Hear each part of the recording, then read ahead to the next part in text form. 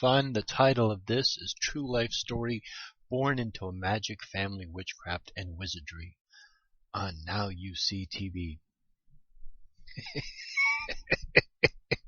So you know this is going to be fun. Yeah, this should be lots and lots of fun.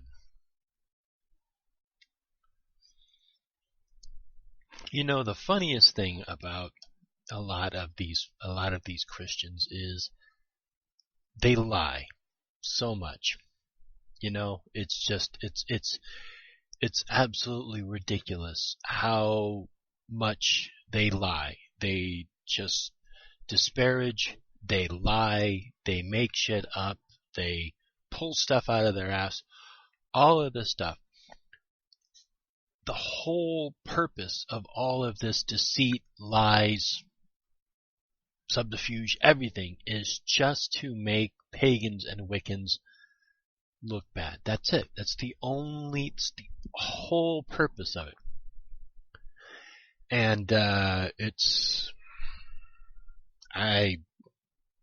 don't know what to say. I mean, it's just, part of me is kind of complimented that they go to so much trouble to basically attack us. But, you know, you don't see this happening. You don't hear about ex-yoga teachers or ex-Buddhists or ex-Hindus or ex-Lutherans or ex-anything. It's always something about ex-witches or ex-occultists. It's just, it's really funny. It's actually really funny. And the thing is that I went to NYSTV a long time ago, and I just went into their chat room. And they would be talking about the Masons, or the occult, Aleister Crowley, or whatever.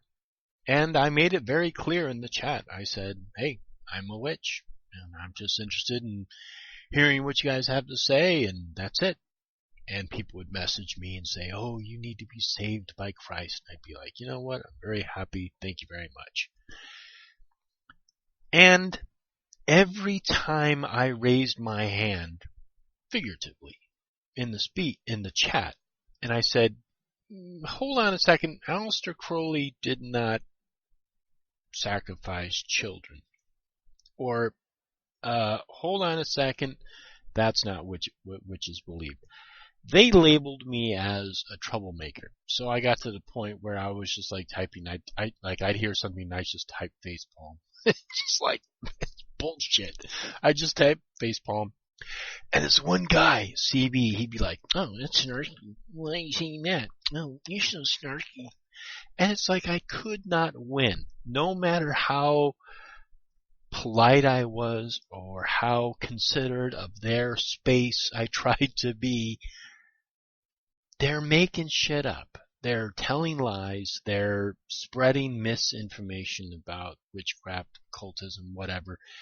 And because I had the nerve to go on and tell them that they had their information wrong, incorrect, they labeled me as a troublemaker and they kicked me out of the chat.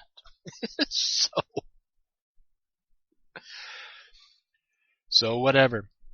So this is one of the reasons why I'm going to be doing a lot of videos on these people, because they're spreading a lot of misinformation, and it's really destructive, and there's no other word for it. The best word I can come up for is it is destructive. It is actually destructive to people like myself who practice witchcraft, who take it seriously. And that's the best way I can describe it. It is actually destructive. So let's hear what they have to say. But we do have something really awesome for you guys today. We've talked about this before. We're going to be starting a Roku channel / app where you can stream documentaries, like Gen 6 documentaries and new documentaries that come out by Marzulli and all the good ones that come out that everybody loves, but they don't necessarily have the money to get all the time. We're going to be starting an app that's similar to Netflix like that one of these days. All right, one of these days, that's all I'm saying. But, and we have no idea what it's going to cost or anything yet, but John Hall has graciously offered, hold on, let me get this pulled up because you guys are going to love this. Somebody decides, hey, I'm going to go all out and I'm going to fund this project. Okay, I'm going to fund this project. This is what John Hall said he would get his haircut like, with the red glasses and all, and he will show up at your doorstep to thank you personally to receive the check for our project. So, yeah, you guys keep this show in mind, and remember that I can't even keep a straight face when I'm looking at it. But tell him about it, John. Well, I mean, I enjoy the red glasses there. I think they're kind of snazzy. The hair, though, with the flat, the high and tight haircut, I'll probably have to get a wig or something but I can get the design in the side of my head and do the beard that way. I don't know if Trisha will go for it, but hey, if somebody wants to go all out and help us fund that app, by golly, I'll do it. Heck yeah. So there you go. He'll show up at your door like this. I don't think you'll be able to get the beard. Well, that's when we get into the whole clown issue, right? I'll probably get beat up or axed or something. By your wife, maybe. Probably. She'll say, "What are you doing?" But I got to say at the beginning of the show, before he was going to put this up, guys, he was going to say me and John will do it. But then, he comes on and says John's going to do it. So now that he said, yes, I will do this. Yeah, and he will show up to your door. You will get to take at least 2 or 3 pictures with him like this, and you can just cherish it forever. I mean, this will be something that you will have forever. And just think about this, all for the price of funding our entire project. So there you go. Anyways, let's get into the real meat of the story tonight and get away from stupid stuff. So see, I'm a bad influence on John. See what happens. I just, hey, I think this is a present to everybody, John, if you did have to do it. So, I think it's a good thing. But today, I might do it just to do it. Do it just to do it. Let's see what happens. I mean, it's pretty interesting haircut. There's no doubt. But today we have an interesting show. We have Alan Himbra. Is that how you pronounce your last name, Alan? Never heard of it. Alan Himbra. This is the first time I've gotten anybody's last name right in a long time. He is he has an awesome testimony, and we haven't had anybody on in a long time just to tell their testimony. You don't have any books that you're selling or anything, Alan, right? They have nothing but people on, like David Carrico and fucking Bill Schnobel, and I don't know what the hell he's talking about. No, I don't. You don't have any books that he's selling. You didn't have any T-shirts he's selling. You didn't have anything like that coming on. Strictly to tell you guys his testimony of how he was raised. And his testimony is very impressive. And the cool thing about this is how NYSTV started in 2010. The whole point was for us to go out and get people's testimonies because Revelation 12:11 says they overcame him by the blood of the Lamb and the word of their testimony, and they loved not their lives until death. And this is what testimonies are all about. His testimony is extremely extraordinary. It's right up our listeners' alley. And so I just want to welcome everybody to the show tonight and thank you. Sorry about the goofy moments. I know I can see it now in the comments. You guys need to just start in the show. This goofy, immature stuff is ridiculous and all that. But you know what? We like to have fun too sometimes, guys. The testimony that we're going to hear, everybody has a testimony. Everybody gets flattened down in their life where God gets them to a point where he wakes them up and they begin to see his glory and the path that he wants them on. And at the same time, when we hear these testimonies, you think of gloom and doom. But at the end of them, there's always God at the end. There's always glory. There's always blessings. And, when you see John and I goof off like this is because we're happy guys. We take joy in life. And when he sent that hairstyling picture to me, I was like, yes, I would definitely do that just to have fun with you guys. But, again, I can't wait till we get into the testimony. And I'm always open to hearing. It's my favorite thing. Rob gave a testimony during a virtual house church that just almost made me cry. I've heard your testimony, you've heard my testimony, and everybody that comes on gives a short one. But tonight we get to hear one from the beginning and how it's transformed his life, and I'm looking forward to it. Yeah, eventually, hopefully, we'll hear it. So there's my gig. No doubt. And I'll think of something silly to do too. You know what? To go right along with it. I mean, both of us having that haircut would be very impressive, I know. And it would be hard to turn that down. But Diana in the chat room says, John, shakalaka, don't do that. I can't imagine. I haven't cut my beard in so long. Have the little swerves on there to grow my hair out again. Oh man, that would be great. My wife would probably kill me too, so it may not be a great thing to do, but you know what? I would do it for sure just to get the message out. So maybe we'll figure out something as well. But tonight, Alan, thank you so much for coming on the show. It's been I know is this your first show that you've ever done, Alan? Yes, it is. Well, welcome, man, and I'm glad that you decided to do it here. We love giving opportunities to people to tell their testimony. Like I said before, there's nothing greater that you can give somebody besides that, because you'll touch people that have been going through the same exact stuff that you've been through. And this is what it's made of. So without further ado, let's get started. Tell us how you grew up. Tell us what took place in your childhood, because from what I can understand, it was very life-altering situations all throughout your childhood. Life-altering? Wow, sounds pretty serious.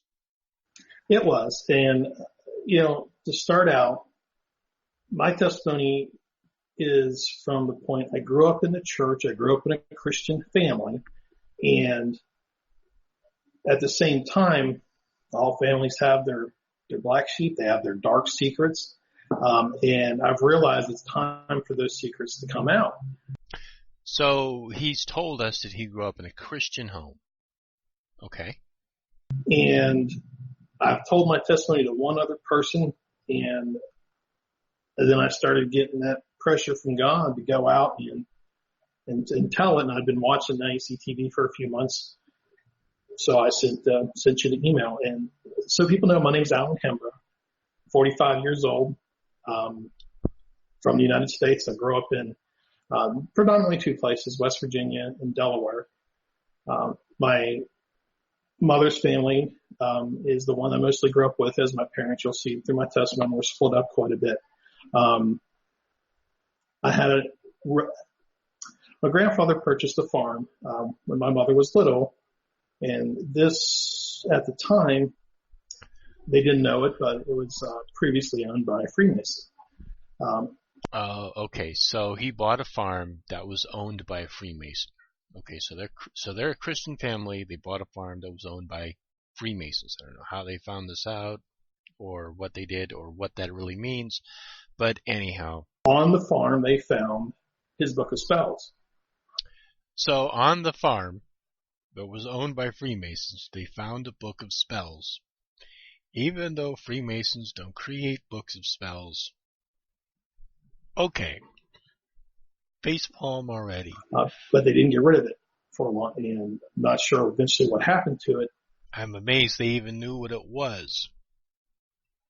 But that book stayed on the farm for some time. So they found this book, which they were Christians. They find this book that was by supposedly a Freemason book of spells, and they find this and they let it stay on their farm. If they were really Christian, why didn't they throw it away or give it to somebody? Or if it was an archaeological find, why didn't they give it to a university or somebody to study it, analyze it, find out how old it is? They might have thought it was something else. Anyhow, okay. In my own research, I come to realize that most likely the farm probably had some rituals done on it at some point. Through research, did he find out the rituals were done on the farm? And you'll see where this ties in. I have a relative when prior to my being born, went overseas in the military, got involved in the occult, tried to commit suicide, was put out of the military, came home. He married a woman and they had a child at the same time. My mother married my father, had a child, and we were the same age. I don't know when the abuse started, but my earliest memories are of being sexually abused, along with my cousin, right around the age of kindergarten, 4 or 5 years old. And that particular abuse went on to off and on roughly until about the age of 12 when we moved. And at the time, you block those memories out, and it was many years before they came back. It actually wasn't until I was married and my wife was pregnant with our first child that the memories came back to me. And that was quite devastating when that happened. But to go back for a moment. So at the same time that abuse was going on, my father, roughly about the time I was 6, joined the military to get away and left and didn't support us. My mother had to move us into a very small town of less than 200 people. Even today, it has less than 200.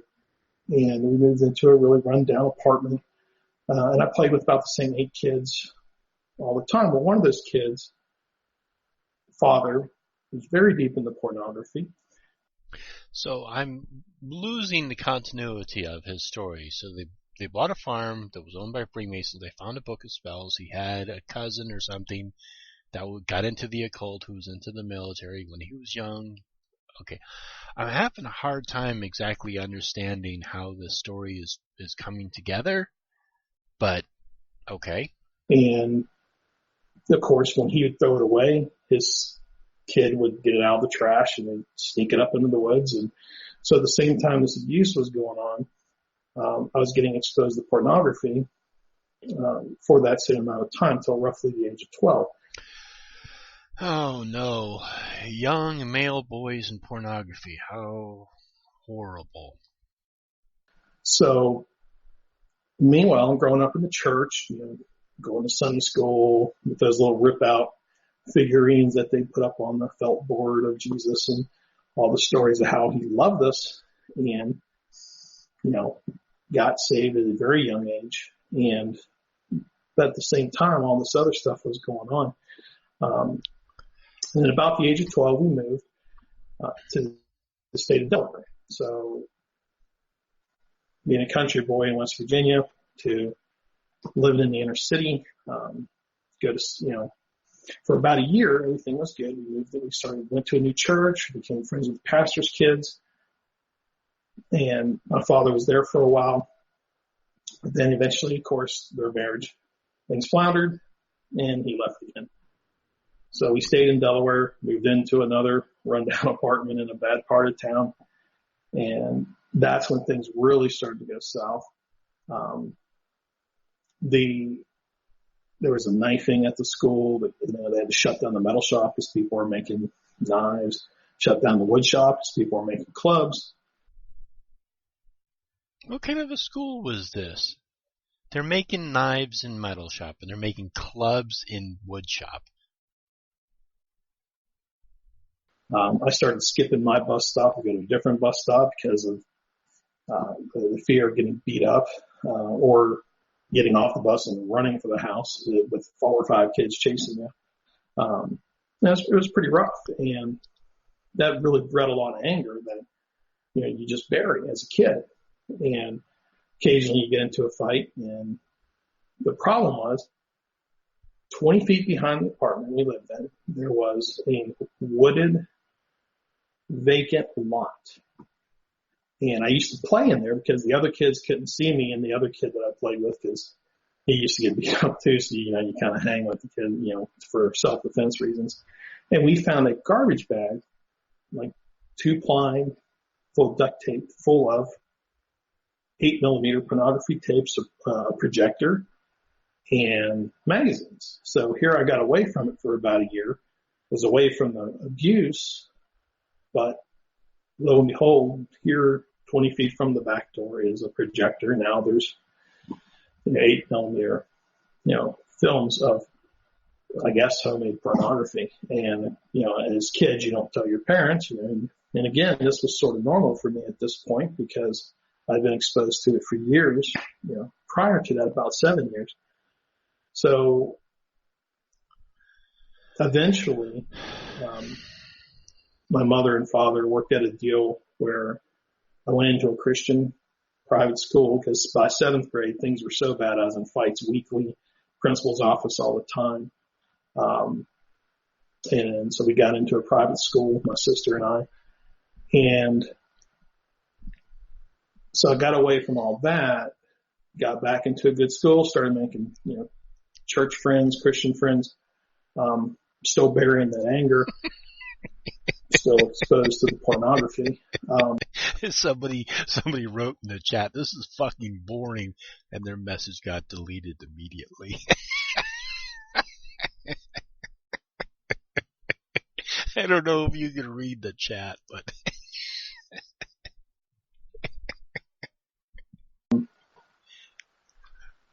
and until about 11th grade, everything went fine.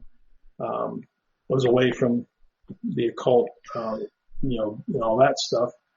What do you mean you were away from the occult? You never got into. This guy's got to write his story down and work it out because he's not believable. But then my mother and father finally got divorced. We moved back to West Virginia, and my stepfather and I just did not see eye to eye. I was an artistic, creative, kind of introverted kid. He was a physical, coal miner. You work, you're tough, you're rugged, which was not what I was. And so within about 9 months of their marriage, I moved out, moved in with my father, who had moved back to town with his new wife. And then I did not know it. He did not know it. His new wife was a witch. Okay, so first of all, they bought a farm that was owned by Freemasons. They did rituals on it. Somehow they found this out. They found the spell book. One of his cousins was into the occult, supposedly. And now this guy marries a witch. Okay.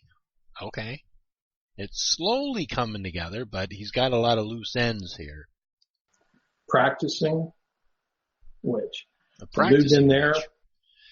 practicing witch as opposed to a non-practicing witch, because those non-practicing witches are, they're the worst. And she started at that time a lot of negative comments about my mother, family, the little. How did a Christian who goes to church meet a witch who probably didn't even go near the church? Probably like me, you go near a church and your skin starts to boil a little bit. I'm kidding. My skin doesn't boil when I go to church. Naysaying kind of stuff, giving you those negative thoughts, and I became more angry at my family, at the church, and then of course, like all evil things, they self-destruct. My father and her moved away again. I was still stuck in town. I was faced with moving back in where my stepfather was. Instead, I moved out to the farm where the Freemasons had previously owned. Okay, so now we're back to the farm that the Freemasons previously owned, that his family bought. Okay. And kind of got into, typical teenager trouble, but I was very angry. Now I was mad at my mother. I was mad at my father. I was finishing high school and joined the military. Get out of town. I literally went down to the recruiters and said, "How quick can you get me out of town?" "That's not quick enough." "How about you?" Just straight down the line. Ended up joining the Navy. Shipped out to the opposite coast and went to computer programming school in the Navy. It was called data processing back then. It shows you how old it is. This is about it. This was 1989. and went to my first command, which was an aircraft carrier, the USS Nimitz, up in Bremerton, Washington, opposite coast of the family. And just before I went in the Navy, I'd gone back to Delaware, hooked up with my old Christian friends, and had gotten back in the church, had a Christian girlfriend. Now I'm stuck on the opposite coast, and end up with a friend who was a Satanist, practicing Satanist right there on the ship.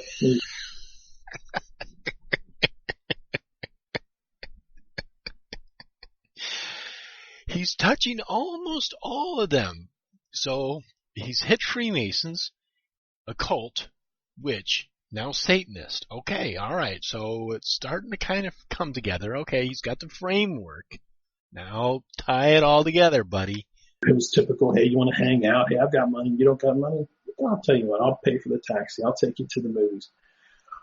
Typical stuff friends do for each other. And eventually he revealed, I'm a Satanist, and I'm like, well, I've never heard of that before. I mean, the Christian. Okay, so he's a good Christian boy, and he's never heard of Satan. Until he met this guy on a ship when he's in his late teens, probably early adulthood, late teens. Never heard of Satan before. Nope. Never came up in church, never came up in the Bible. Nobody in his family who was a Christian happened to mention Satan. Okay. Your typical Christian church at that time, pretended that stuff didn't make sense. So I started hanging out with him, going, where his other friends were, and started getting interested in the other side, for lack of a better term for it. I'd been growing up and heard a little bit about this stuff, and is it really evil? I hate my parents, I hate my family, so I'm going to try it out. I ended up buying divination runes. Book on divination. I bought tarot. Bought a book on divination. Divination has many things underneath it. What form of divination? Okay, these people really got to work on their stories. Cards, blank ones, so I could draw my own pictures on them. Okay, so he bought a blank tarot deck so he could draw his own pictures on it. Started reading on that. And we went overseas for the first time. So I was playing Dungeons and Dragons, and all that, and which was. Of course. Got to throw Dungeons and Dragons in. Okay, let's see. What is the next that he's going to say? He's probably going to say something about seance, sacrifice. I'm going to say he's probably going to bring in sacrifice at some point. Possibly a seance, maybe a Ouija board. One of those three, but my money is going to be on a sacrifice pretty soon. Not related to the Satanist. I was just with other friends. But the weirdest thing happened. We went to Hong Kong, and I got separated from the guys I was hanging out with. Ended up at this little temple in the middle of nowhere, and found a book on the occult. Hong Kong, the underground in the occult, in English, in China in 1991. Just kind of unheard of. So I purchased the book real cheap, took it back, started reading that. And what was the name of the book? You went to Hong Kong. You found a book on the occult in English. Was there a name of the book? And the Satanist at about this point got thrown out of the Navy. He got caught doing drugs, I think it was.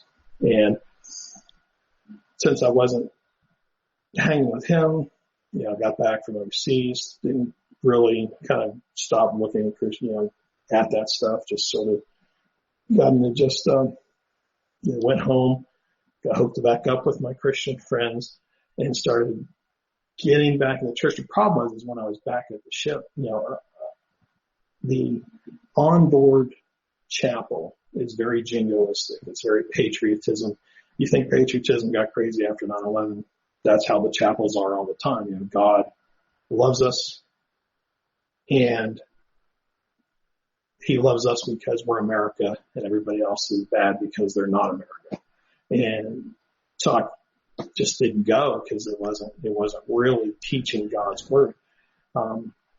About 6 months after the Satanists I put out, a new guy came to the show and started hanging out with him. Same kind of scenario. Hey, yeah, I've got a car, you don't. Let's go for a drive. Also in our division, we had a drug dealer, and people might be surprised. This is 1992, but it's the military. I mean, it's a lot of drugs, a lot of alcohol. We were the computer programmers, so they had a random urine analysis. We could remove names. We didn't sell that service, but if I went and did drugs and my name came up, well, just took my name off the printout or somebody else's name. So you didn't have to get the random drug test because they went by the printout. It came out of a computer that we controlled. So I was in a division of 24 guys. Most of them were alcoholics, drug users. It was pretty crazy. So we go. Meanwhile, this new friend of mine, we go up to San Francisco before our next deployment. Of course. And while we're there, we're talking. And he starts talking about the supernatural. And I start mentioning some stuff that happened in my past, which I'll go back and talk about that in a moment, just get through the first part here. And he reveals that he's a pagan. Now, first he says pagan, which I'm like, oh, what's that? He says, it's the opposite. It's kind of like Christianity, just a different God. We stopped at a payphone and calls his brother. Says, my brother's in Arizona. I just want to say hi. Well, it turns out his brother was a block away in a car. So he drives up. We jump in the car. We start talking. They start reminiscing. They talk about their sister. They stop at another payphone. This is before cell phones. And they call their sister. She had literally just stopped at a truck stop, got out of a semi from hitchhiking and was in town. We pick her up. She had a crystal ball. She was in fortune telling, and that's how she made her living. So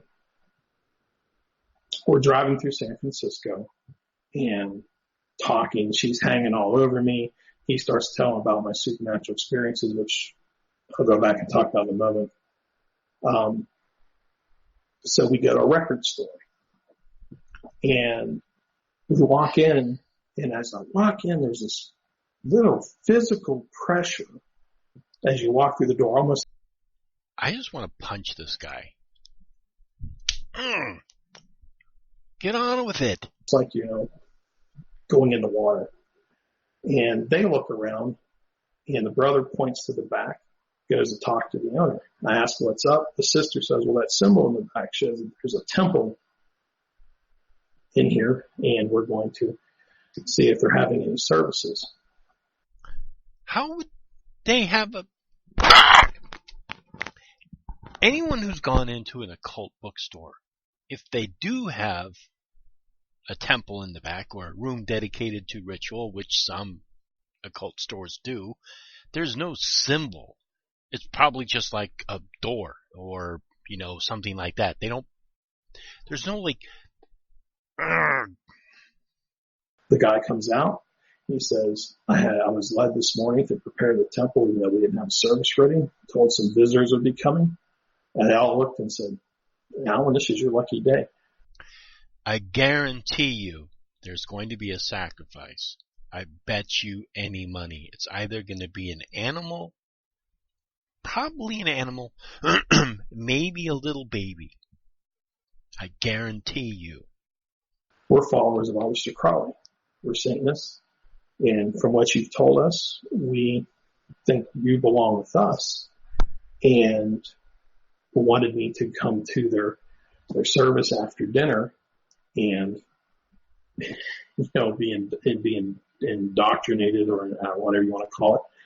And I was, even though I wasn't following Christianity at this time, I still was saved, and, the warning bells go off.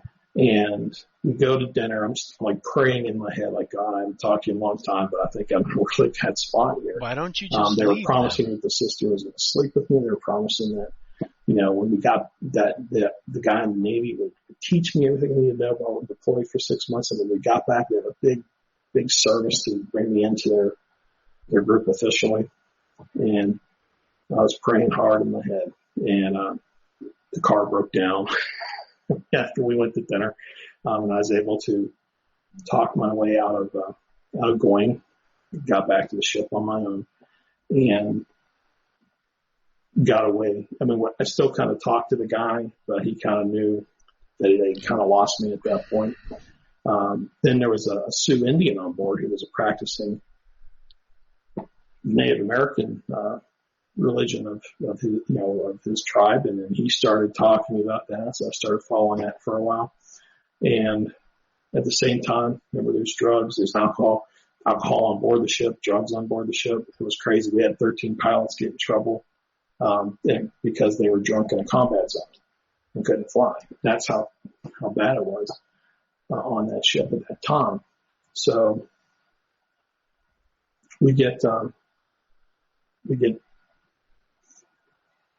I got orders to leave that ship roughly about this time, and when we fly off, the helicopter almost crashes, but we make it to shore. I mean, literally, the helicopter took off, went straight toward the water, and as we're falling, I'm praying in my head, God, this is it. And, we make it quick, and we pull out and make it to base. The pilot's sheet white and shaking, and crew members told me they don't know why we didn't hit the water. So I flew back to the States, got my new command, which was in Norfolk, Virginia, and there was a church there. It was run by an ex-paratrooper, and I was at my house, and I had, about a year after being there, I was in a lot of pain because what I forgot to mention was while I was on the ship, I had a back injury, and the ship, they were pumping me full of narcotics, because we're in a combat zone. They're like, well, we can't fly you off. We got to do combat. So, I was hooked on prescription meds for a little bit, and I replaced that with alcohol. I was drinking alcohol to ease the pain, and was so strung out that I literally looked at myself in the mirror and realized, I wasn't going to survive. So I went to the living room and actually shed all my clothes. I don't know, I had some weird thought that I needed to just should be as honest to God as possible. And I fell on the ground and I prayed to God and said, God, I'm not going to survive, and I need you to show me what to do. I've been so far from you. And I kid you not, a golden light filled the room, and just peace came over me. And after a good few minutes of this, and the next day after I got back from work, because I was on shore command at the time, so these two ladies were out witnessing from this church, and they got lost. And they knocked on my door to get directions. And while they did, they said, hey, by the way, you want to come to church? And immediately the Holy Spirit with that. And I ended up joining that church. I've been talking pretty quick. I hope I'm not going too fast. And he's saved. When you were, that's a lifetime of testimony there, and there's a lot of life that you lived. And the synopsis you gave me a pretty good picture that it wasn't easy going as a kid. No. Given that overview, one thing I didn't mention was when I was being abused, I was also getting visited by,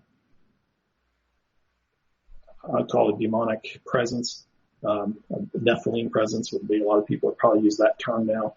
And what was happening was right around the age of 5, this abuse had been going on. I'm not sure how long at this point, but I started having this presence that would come in my room at night, and I'd be awake. And it was not a dream. It was very clear even to this day. A lot of times I get goosebumps just thinking about it. And it would just watch me. It would talk to me.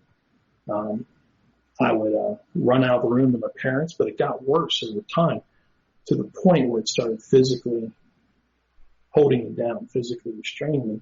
And the most vivid attack I remember, it actually pulled me out of the bed, and I was levitating off the bed, holding onto the bedpost while it was holding, or, my feet were toward it. I don't remember if it was exactly holding me, if it was just stretched out, but I was off the bed, off the ground, like something out of a movie.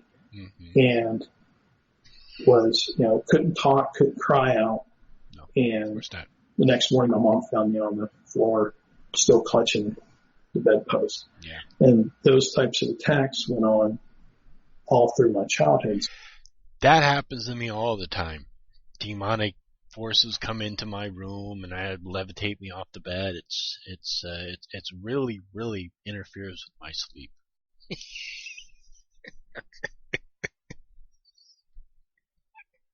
So they started right around 5. I remember off and on every time. Do these people understand that we see right through their fucking bullshit? And we know they are fucking lying. When we moved, they would stop for a little bit, they would start up again. And the most the worst part of it was I didn't know how to tell my mom about it. Because this isn't stuff we did in church, This is, I must be bad because this is happening. And sure, why not? Eventually, just before we moved to Delaware, all that exposure to pornography as a kid, all that pornography, being abused. Yep. About 12 years old, right? We're 11, 12, and my sister and I shared a room. And she was sick, and she was in with my mother in her room, and I was on the top bunk because she had the bottom bunk. And I was sick myself, and I've been sick for a couple of days. And I woke up in the night, and that presence was back, but it had another presence with it. Oh. And this time, the second presence was very tall. It was like the ceiling was about 10 feet. Tall presence. Just about touching the ceiling. Uh-huh. And I remember looking at it, and it had a blood, almost like coagulated blood-colored robe with symbols on it. And I don't remember what the symbols were. Like occult symbols? I just remember they were kind of in a golden Were they occult? color. And you couldn't see its feet, couldn't see its arms outside of the sleeves of the robe. Right. And its head was very bulbous. It was really bulbous. Larger than a human head. And darkness just seemed to emanate from it. It seemed to cool the darkness, into it while, right. And it was standing there looking at me. Yeah. Uh-huh. And I couldn't move, I couldn't breathe, I couldn't speak. No, of course and the other one was right there behind it. Right. And I remember, panicking. Right. And yeah, I would panic at that point too. I'm sitting up in the bed, because as soon as I sat up and saw it, I couldn't move. Right. And I called out in my head. Really? To God. Wow. And it was finally I could break the silence, and I disappeared. I said my mother's name. I said Mom. Right. And my mother was in the other room, couldn't hear me because I didn't speak very loud.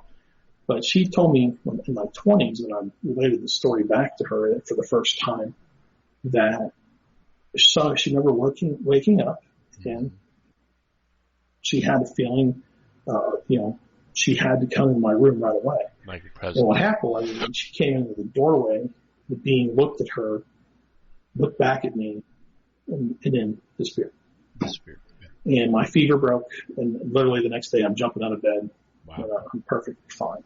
Wow. And so this was what I dealt with as a child too. So not only was I running away from the family situation, but I was hoping by joining the military I'd get away from this stuff. Yeah. Well, the interesting thing is while I was in the military, the attacks started again. When I was friends with the Satanists, the attacks started again, the same thing. Wow. At first, the presence was in the birthing compartment.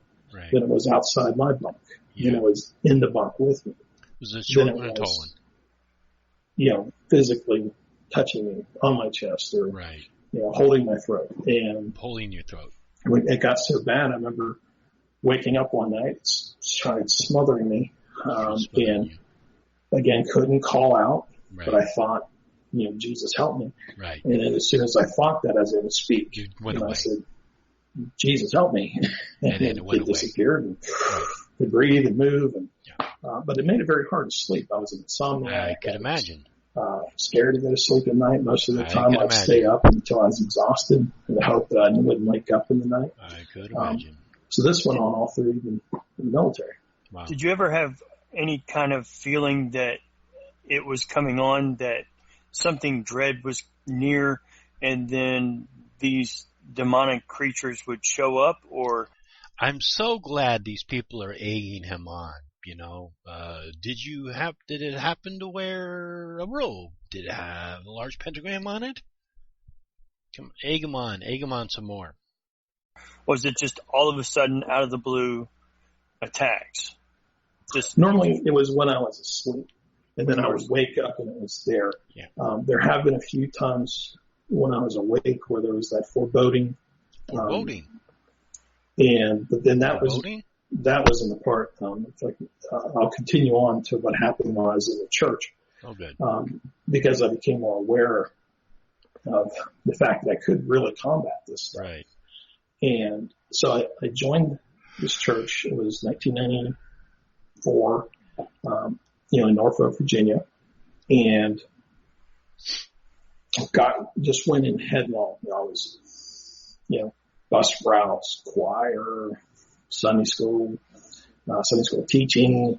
The church started a Bible college, joined the Bible college, which is where me and the secular world really started to deviate. Because at the same time in the military, I was actually, I'd been meritoriously promoted to E4. I was now in E5. The officers, I was on an admiral staff, and they wanted me to finish my college degree, and they would sponsor me to be an officer.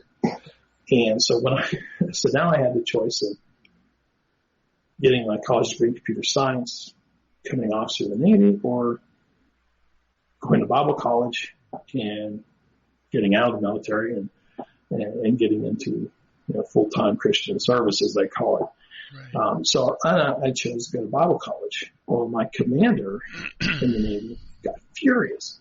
And straight up came to me and said, if you do not change your mind and enroll in a real, as he called it, a real regular college, your career's over. So, okay, so while he's doing all this Bible study or whatever, how did the Satanist and the drugs and the alcohol all come into, and why is this person who works for the military telling him what to do? I'm pretty sure that people in the military can't tell you what to do. They probably can't even suggest things to you. So, I don't know. If this guy wasn't so boring, I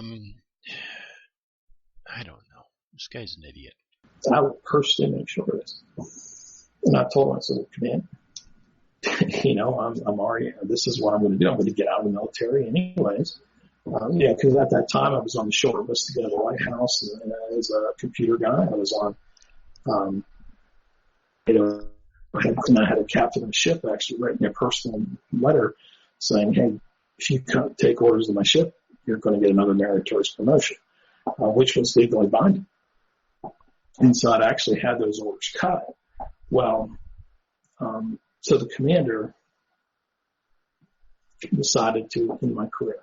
And I won't say I was pristine, because remember, there was the alcohol, there was the back injury, and I had back injury. As a computer guy, this was the early 90s, so computer cybersecurity was not really a thing. And they'd ordered me to throw away a bunch of broken computers, right? And he said, just throw them away, put them in the dumpster, get rid of them. I'm pretty sure they don't just throw computers away in the military. The commander, and the irony is like, hey, laptop got stolen at work when I wasn't there. So they were investigating. Even in the early 90s, I think they still wiped hard drives, or what is it called? Zeroed them out or one them out. I mean, there's a way they wipe them so that they can't even be recovered. So.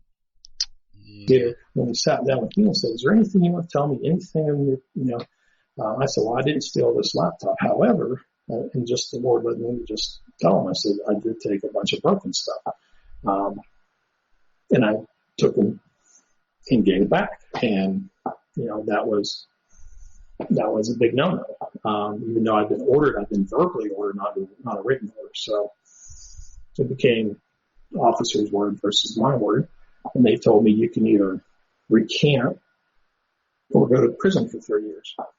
So I told them, okay, I recant. And, so they put me in the brig, and I spent about 100 days in the brig. And while I was in there, I wrote a letter to my church telling them what happened, telling them I had, stolen a couple of things. And, they started visiting me. There were so many people were coming to the brig. Okay, so at some point it sounds like he's very involved with his church. He writes them a letter when he's in the brig for 180 days or 190 days or whatever it is. So when he was running around with this Satanist friend and this pagan friend of his, and they went to San Francisco, when exactly was this time? See, this guy's story is just not quite, he's putting all these things out there, nothing's really coming together. He has involvement with certain things, the timeline's kind of odd. I'm sure if I sat down and I figured it all out and looked at the timeline, I think it would just be all over the place, because this guy is literally making this up on the spot. I would say there's probably about 25% of his whole story probably actually happened to him. And what he's doing is he's peppering the story with all these things so that he can somehow, he's basically just bullshitting 75% of this crap. And anytime you hear Satanist paganism, probably even that Indian, or whoever it was, this is all being peppered into his story, which was probably he went to the military, got into computers, got into some trouble or whatever, and left the military. That's probably his whole story. But he had to make it more interesting, so he threw in all this other stuff. And he threw them in, like the Freemasons' of the spell book, which just kind of, it's a loose end. It never came together. And then his relative who was in the occult, who was in the military, that just kind of like was dangling out there.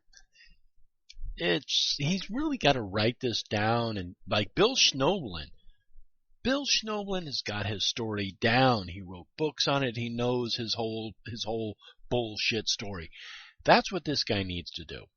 He needs to write down his whole bullshit story, have it all out, so he can come onto a program like this and just belt it all out. That they were having to set aside a whole room just for me, and then they finally had to ask people, could you guys spread it out a little bit? But they were there like every visiting day. It was amazing.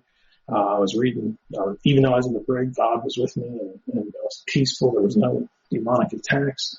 I got out of the brig, got out of the Navy, and they processed me out the same day I got out of the brig, which usually was a 2-week wait. And I went.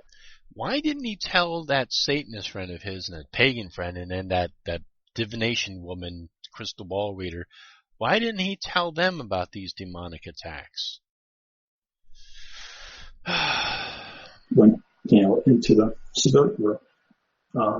But I had a hard time finding a job, and I had a house, and at the same time we went to college, I had bought the house because God wanted me to buy to turn it into a men's dorm for the college because they didn't have one.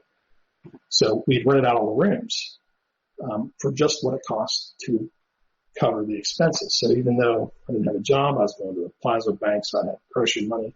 The house was paid for, the utilities were paid for because it was leased to the church, and they were managing it, so there was no question. And but I couldn't afford college anymore. So this is where the whole concept of the Christian army shoots as wounded comes into play. Because even though I was still, I was in church literally every day. Sunday, all day, Saturday, all day, from the time I woke up till late at night. Every evening, just amazing time. I got beat up witnessing one time. I actually still have jaw problems from it. Got run over by a motorcycle because the person didn't want me to witness. It was amazing because God was so moving in the church. Yeah, so many Christians get beat up all the time for witnessing. You hear about it in the news all the time. It happens like every fucking day. People getting saved. It was amazing. But I couldn't find steady work. I was at the Plaza Bank so often that I knew everybody by name. All the homeless people knew me by name because I was there so much. But I couldn't go to college. So they allowed me to stay in the classes but not get credit for it. And then you got to mix her up again. We got a guy moved into the dorm who was a porn addict. Of course. And this was in the days of dial-up computers, so he peer-to-peer my computer to his computer so I could get to the internet. Well, that you see their hard drive. This was in the days of Windows 95, Right. So I got exposed to porn again. And he asked me not to tell on him. And I knew his situation was trying to, get right. So the title of this should be True Life Story Born into a Family, a military family, got into porn. That's what his story's really about. It's really about porn. It doesn't have anything to do with witchcraft or wizardry so far, but it does have a lot to do about porn. This guy is very, very hooked onto, he's very sexually and so I didn't tell, obviously. Which is where I messed up. But because that was there, I had so much exposure to it in the past. On a military ship, porn was prevalent. It was an all-male combat ship at the time, but we were on the ships.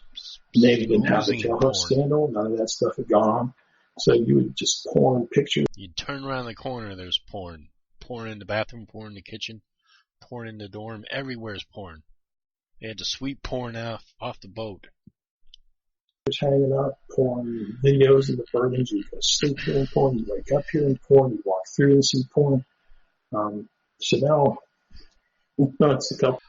I have a feeling that this is probably, I bet you this is true. I bet you this is actually part of the story that he got into pornography. However, I don't think that it was just everywhere. I think that he was collecting it. I think that he was really into it and he was collecting it, and I'm pretty sure that is what was going on. So it wasn't that it was everywhere prevalent. No, he was collecting it. I'm pretty sure he was in the military. He was alone a lot. He had a lot of porn, and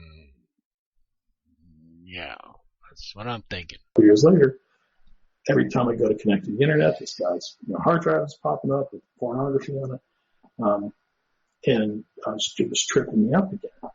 And at the same See, because he keeps kind of deflecting it onto other people, like, oh, there was porn there, or this guy's hard drive, it would pop up. And he keeps deflecting it. He's not exactly accepting it. He's deflecting it. At the same time, the pastor was putting out some rules about college, like who you could date, how their age difference could be. And that he'd always told us that if we preached something that was in the Bible, we should ask him about it. So I went to him and I said, where are you getting this? The person has to be within 10% of our age to date him, because I was actually dating a girl outside the church with church permission. We were college kids, so you had to get church permission. It's a very strict fundamental Baptist, church. And he told me, it's not in here, but we do it to try to slow people down so that they get through college before they get married. And I told him I didn't agree with that. Because I didn't agree with that, I couldn't sit in the college classes anymore. So now the pillars of the church, the men with the money, they start hearing that Brother Allen's not in college anymore. What's Brother Allen done wrong? I also confessed the pornography to the pastor. And continue to try to do right again. And they start talking. The rumors start. Why is Brother Allen not in college? And then people start worrying because, if he's so bad he can't be in college, why is he teaching Sunday school? Why is he in the choir? why is he running bus routes? And so the pastor asked me to step back from all that stuff temporarily to let the hoopla die down, But it never died down. It just got worse. It got worse. And finally, the pastor actually preached and said, "Hey, Brother Allen, it was fine. You all need to hush." But then they turned around and pointed out that since I was in college, I shouldn't be in a dorm. Mm-hmm. And so here's my house that's being used as a dorm that I've leased to the church. And now I have to move out. And I was living in my car, literally on the street in front of my house for a while. No job. And just absolutely angry at everything, everybody, angry at the church again. Of course. And made a mistake and praying angry. And I would caution anybody listening. Praying angry. Don't pray angry. Don't pray angry. Because what I did was I was praying to God. Praying to God. And I was just railing on everything. Railing on him. You did this and this has happened and didn't I confess my Watching porn angry. Whacking off angry. sins? Didn't I get out of the military? Wasn't I doing what you needed to do? And, I was here. I wasn't dating this girl any longer. There was everything. I was just angry. And I finally just said, God, I just want to do my own thing. Angry. And maybe I'll come back in a couple of years and I'm just going to go find a girl, outside the church. And boom, he was done with it. Yay. God took it. I know now that was when grace came off me. And even though I was going through the fire, I failed, and within days I got a job, started working this job, met this woman who was not a Christian, who was a party girl, fell just hard. And that's the kind of girl you want at that age. You want a party girl. I'm telling you, party girls. You see, the best thing about marrying a party girl when they're young is when they get older, they done it. They've been there, they partied, they're ready to settle down. Just a piece of advice for you young kids out there. And was out of the church, living in a $25 a night motel with prostitutes living in all the other rooms, paying about $25 to have a place to live. And, first of all, if they're a decent prostitute, they're not living in a motel. Unless they're like a crack prostitute, then they're probably living in a motel. However, they might be giving the owner of the hotel $25, $50, $100 or whatever to use a particular room for their johns. But as for them living there, no. If they're a decent prostitute or make some decent money, they probably actually have a home. They're not living in a motel. If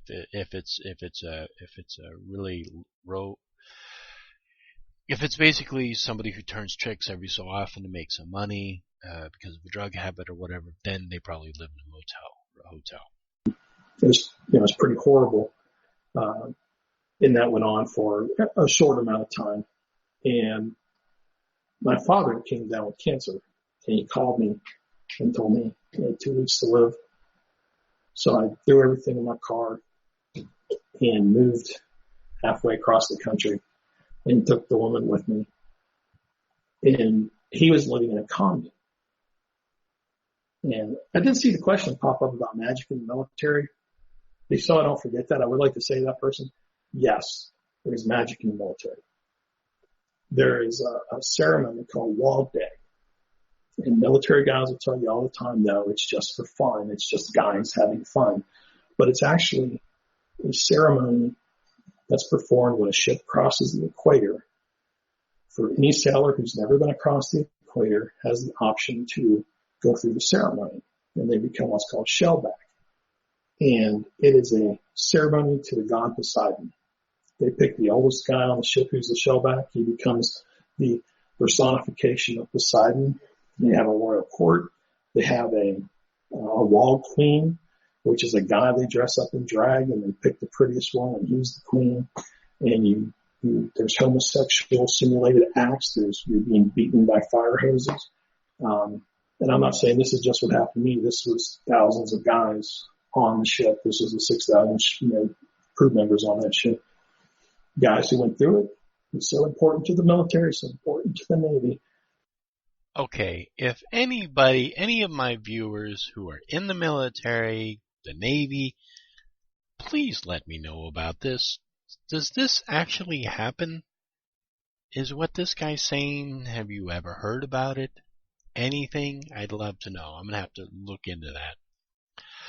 I'm pretty sure 99.9% he's full of shit, but that 0.01% I'm going to look into, just in case.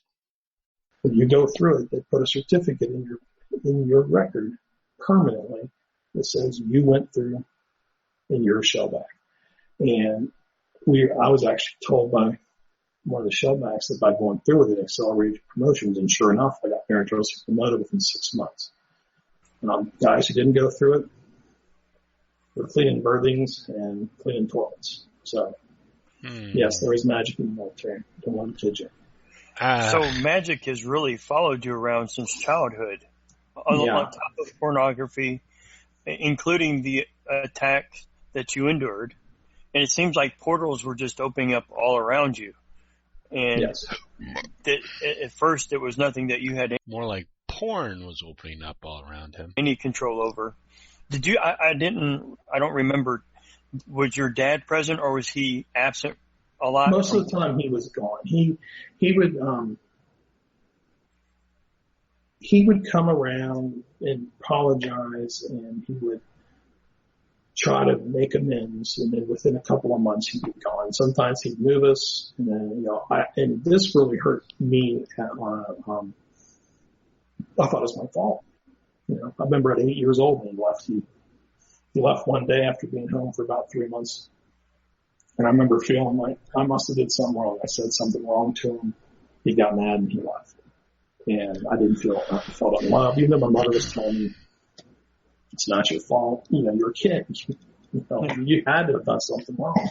And this happened over and over and over. And what was happening is that woman who became the second wife, she's a practicing witch. He would leave her, come home, and then within a few months he'd go back to her. Doors were opened then. Opening you up to attack. There's a question in the chat room where you were talking about that issue of the demons attacking you. And where I'm going with it is when you don't have a covering for your family, as you being a dad yourself, you cover your family. And when that's taken away or it's diminished in any way, that opens up the rest of the family to issues that they don't want. And it's really difficult. And if somebody's listening tonight, please, if you haven't heard this whole testimony, go back and listen. And if you can relate, contact Alan. I know he'd be happy to talk to you, but this question came from Samuel while you were talking about that. And I wanted to bring it up. It's a good one. He says, in regards to the demonic Nephilim entities that you felt during your youth, did you ever hear a name or any of the entities you saw or have you ever had an out-of-body experience? I bet you they have a name. Experiences forced by these entities. Names or kind of, okay, so. No names. They did speak occasionally. Most of the time it was, literally the one that started with 5. See, the one that started with 5, it reappears many times. When I talk about these attacks, except for the one where I mentioned the one different entity, the one in the blood red robe, it was this one, and I never got a really good look at it. I saw its eyes. It was always in the shadows. You could sort of see a form. It was not man height. It was about half the size of a man, child size. It would actually tell me I couldn't get away. It would be sometimes it was in my dreams, sometimes it was in my room, and I'd wake up and it always, when we'd move, when it would reappear, it would always tell me, I found you. You can't get away. But no, there was never a name involved. were these entities at all involved in any of the magic that you were performing? Because boy, I'm striking out. I got 2 strikes so far.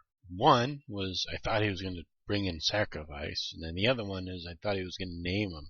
Boy, I'm just off today. it sounds like the theme is the abuse, the pornography, the magic, and it was like Right. Okay. Right. It started with the abuse by a family member who had been involved in the occult. Then at the same time. Okay, so he was sexually abused by someone, family member who was involved in the occult. Okay. Separate from that, there was exposure to pornography through another avenue. Yeah. And eventually I experimented by buying divination runes, which after that issue where I ended up at that satanic temple and got away, I got rid of that stuff. I got rid of the book. I got rid of the tarot cards. I got rid of the runes. Right. So he has this, he goes to the satanic temple, and I don't remember exactly what the whole thing was there, but then after that he throws everything away. But he was still involved with this church. Kind of scared me straight for it, if you want to say. So yeah, then we'll start the experimentation, which I never, it was one of those things where whenever I go to try to use magic, there was always that voice inside going, don't do it. You're not one of them. This isn't what you are. You're mine, which was the Holy Spirit. What? Okay. Tried to use magic. Okay. So the way that his story went so far is he met somebody in the military who was a Satanist. They went out partying. He went to China. He found a book on the occult that was in English. I don't know what he did with that. And then he met another friend of his who was a pagan, and him and his friend's sister go to a cult store, and then there's a symbol, and there's a temple in there. And after he goes into that temple, something happens, and he throws away all of his divination stuff and everything, and he gets out of the occult. So it seems like it was a very short period of time. Prodding me not to do it. So, but there's no way, especially if you're in the military, that I'm pretty sure. Again, if anybody's in the military, please let me know, especially if you're in the Navy, if there's any way that you can do rituals on a boat. I mean, I'm just assuming that you probably wouldn't be able to do it because you just wouldn't have the space for it. Maybe you could have like a little altar or something, maybe in your own room, where you could do prayers and stuff like that. But I doubt you could like do a full magic ritual. That's what I'm assuming, but I could be wrong. You come outside of God's grace, like when I prayed that prayer where I got mad and I prayed angry, and I was, instead of working through the fire, There's just 2 things that pretty much come up throughout this whole story. Angry and porno. So, angry and porno is the 2 things that keep coming up. I'm getting honed. As a sword gets honed to perfection, I got mad instead. And like Job, I yelled at God. God took his hand off, and boom, that was when the real spell started. Yeah. A question I have is, I'm obviously going through the trauma as a child and going through molestation. It has an effect on people, eternal effect. When I say eternal, I meant a lifetime effect on a child and on a person in general.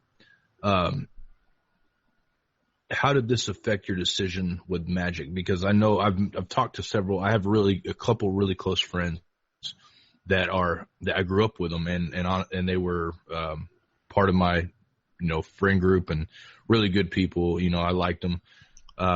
They got something happened to them. They got into drugs, and they ended up turning to witchcraft. And I asked why, because one of them, man, his name is, and I can give his name. He's in prison right now, but his name is Isaac Kennedy, and he was my roommate. he turned to magic because he felt, and after the fact, it ruined his life. I mean, because he ended up taking on demons at the time.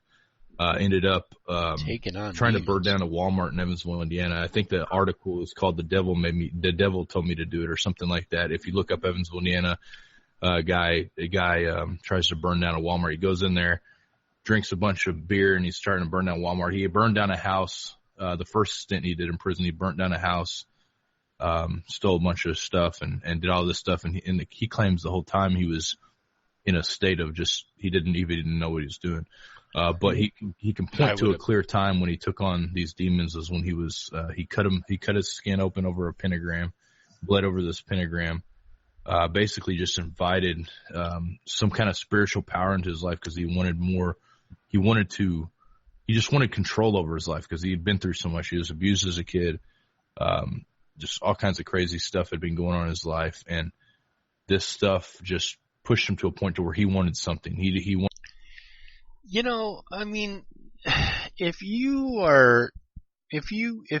have a lot of issues, you know, like you've had a traumatic childhood, you have a lot of anger, you have a lot of unresolved issues, maybe even you already have some mental disorders, and then you throw drugs on top of that, and you want to carve a pentagram into your body and peel your skin away and bleed. I mean, that doesn't have anything to do with the occult. That has to do with your mental state. And I'm not saying that's. I'm saying the people who deal with stuff like that, they're trying to find something to kind of fix it, and it's. You know, some people really go through a lot of stuff growing up, and I can completely understand that. But it doesn't have anything to do with occult and the occult. There are people who come into the occult who deal with a lot of stuff, and then they go through the stuff, and they come out the other side. And, but just because somebody has issues, mental issues, or probably maybe even possibly drug addiction or whatever, that doesn't have anything to do with the occult. Those are two separate issues, and they could have this kind of an issue and get into Catholicism or Christianity and do the same thing. Instead of carving a pentagram into their body, they carve a cross into their body. I mean, so people who have issues like that doesn't have anything to do with their religious choice. It's a separate issue. You shouldn't really conflate these two things. That's what I'm clumsily trying to say. He wanted some kind of power, something to kind of take over all this stuff because he felt defenseless. You know, they're going through all these things. Yeah. Is this something that maybe drew you to magic, feeling kind of defenseless in life, thinking, you know, maybe this way I will be able to take control of my situation? Yes, to a point. Okay. Not to that level, but when I was a teenager, like I said, I was an insomniac.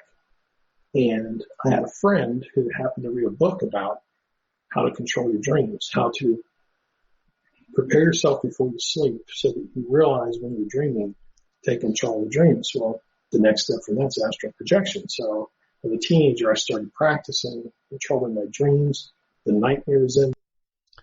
Controlling one's dreams and astral projection are two completely different things. And then, of course, the book. I had checked out the book at the library. The next step was astral projection, which I started to try to practice. Didn't realize it was a bad thing, you know, because again, the church never talks about demons outside of Jesus casting them into the pigs. They don't talk about demons, or Paul casting out a demon. It's not, well, that doesn't happen these days. That's what they taught back then in the 80s and the 70s. I was born in 1971, so they weren't talking about that stuff then. I don't really talk about it now, from what I can tell either. But so you're not prepared, even as children and teenagers, especially. They're very experimental. You don't want them. They're going to try it. They're not going to be ready to say no. Just like you say no to drugs, you got to say no to other things as well, like astral projection or witchcraft, especially with how much it's on television these days. You know. I don't know. He hasn't really said anything awful about witchcraft yet. I'm waiting for it, but so far he's the only thing I've heard so far is he read a lot of porno. He's angry, and he had a demon sitting on his chest. But as for witchcraft or wizardry or the occult, I haven't really heard of anything. And to go along with inviting it in, so when I left off, I moved to Arkansas and took that woman with me. Of course. My father was living in the commune. He had finally married that other woman. She was a practicing witch. Right. In the commune Of course. was a guy who was another, I believe he was a warlock. He never said it. Oh, he's a warlock. He was astrology. Right. Matter of fact, my first day there, he asked me a bunch of questions, whips out an astrology book, and then, predicts the events are going to happen. And of course, they actually did happen. Of course. And there was. That's how you know he's a warlock. Because you talk to him for 5 minutes, out of nowhere, whips out an astrology book and just tells you what's going to happen. That's how you know. Just letting you know, you kids out there, that's how you know it's a warlock. Just whip out an astrology book from out of nowhere. Could be at like a party, they got a beer in their hand, and you ask them something, and boom, there's an astrology book in their hand. It's amazing. My half sister, who was also a practicing witch, she was, she'd go to dance topless on the mountain to bless crystals for Gaia.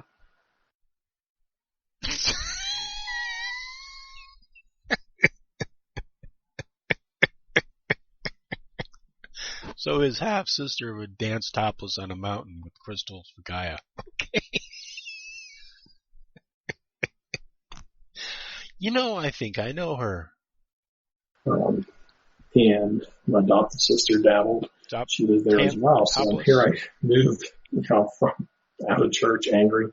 God's took his hand off me and I'm in there. Angry again. And it was crazy. It was a crazy experience. There's things that happened.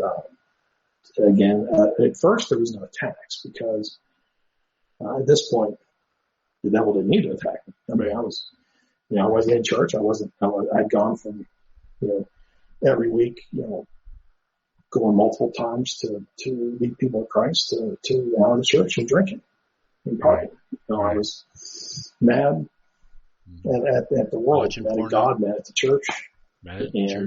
It took a long time, honestly, to get over those feelings. There's even times now, sometimes when that anger wants to come back, and I have to catch myself and say, no, that's not it. Yeah. The commune actually fell apart. And what happened was, of course, the waitress I brought with me, I was working 16-hour days. I got a great job, and I was working 16 hours a day. She starts sleeping with my adopted brother. Right. The commune crashed and burned, and of course, my stepmom died.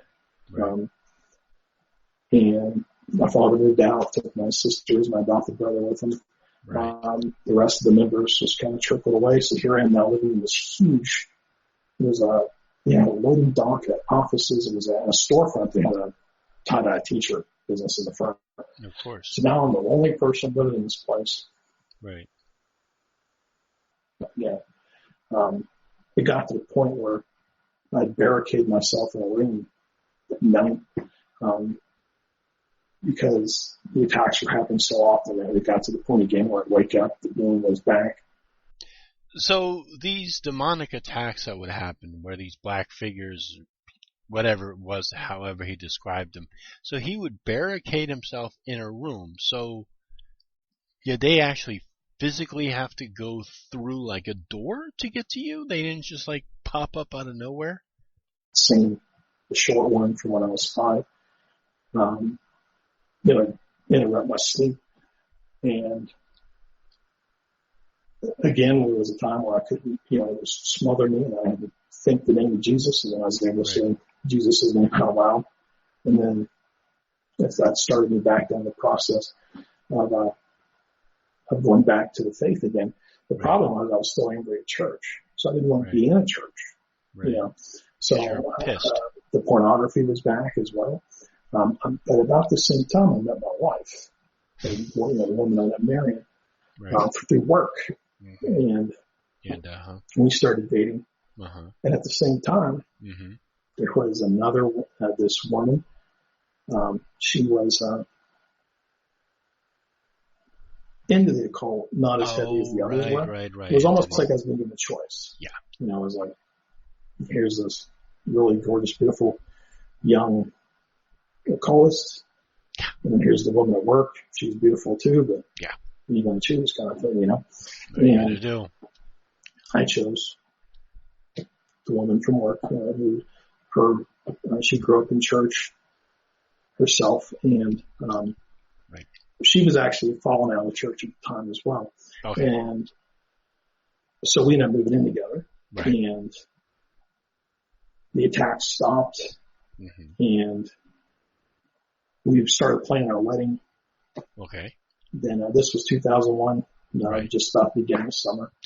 I remember my mom told me later, after we got married, that she had been praying that other woman would get out of my life. And then when she heard that I proposed this to my wife, Sarah, that she said she felt like her heart jumped from joy. Because I believe it's Sarah's promise in the Old Testament.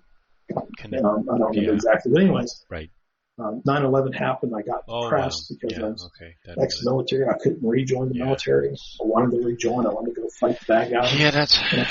And so I got a little depressed. We got pissed. Then we got married. Depression on the way. My job settled down. Yeah, I was away from all that craziness. Then, my son's on the way. My wife's pregnant. All of a sudden one night, all my childhood memories of all abuse came back. At this point, I didn't have them. I didn't have those memories of abuse. They were buried, pushed down, hidden. And boom, snap of the fingers. And I couldn't, and it was like a big anxiety attack. I started doubting whether I could be a father because of all this horrible stuff that happened. And my wife's like, no, you're a good man. You're good. I told her all the things. She goes, that wasn't you. It was your fault that happened to you as a child. And, we had my son. 2 years later, we had my daughter. And everything was going pretty good. And then my grandfather died. And I went back to the funeral. It was a 17-hour drive.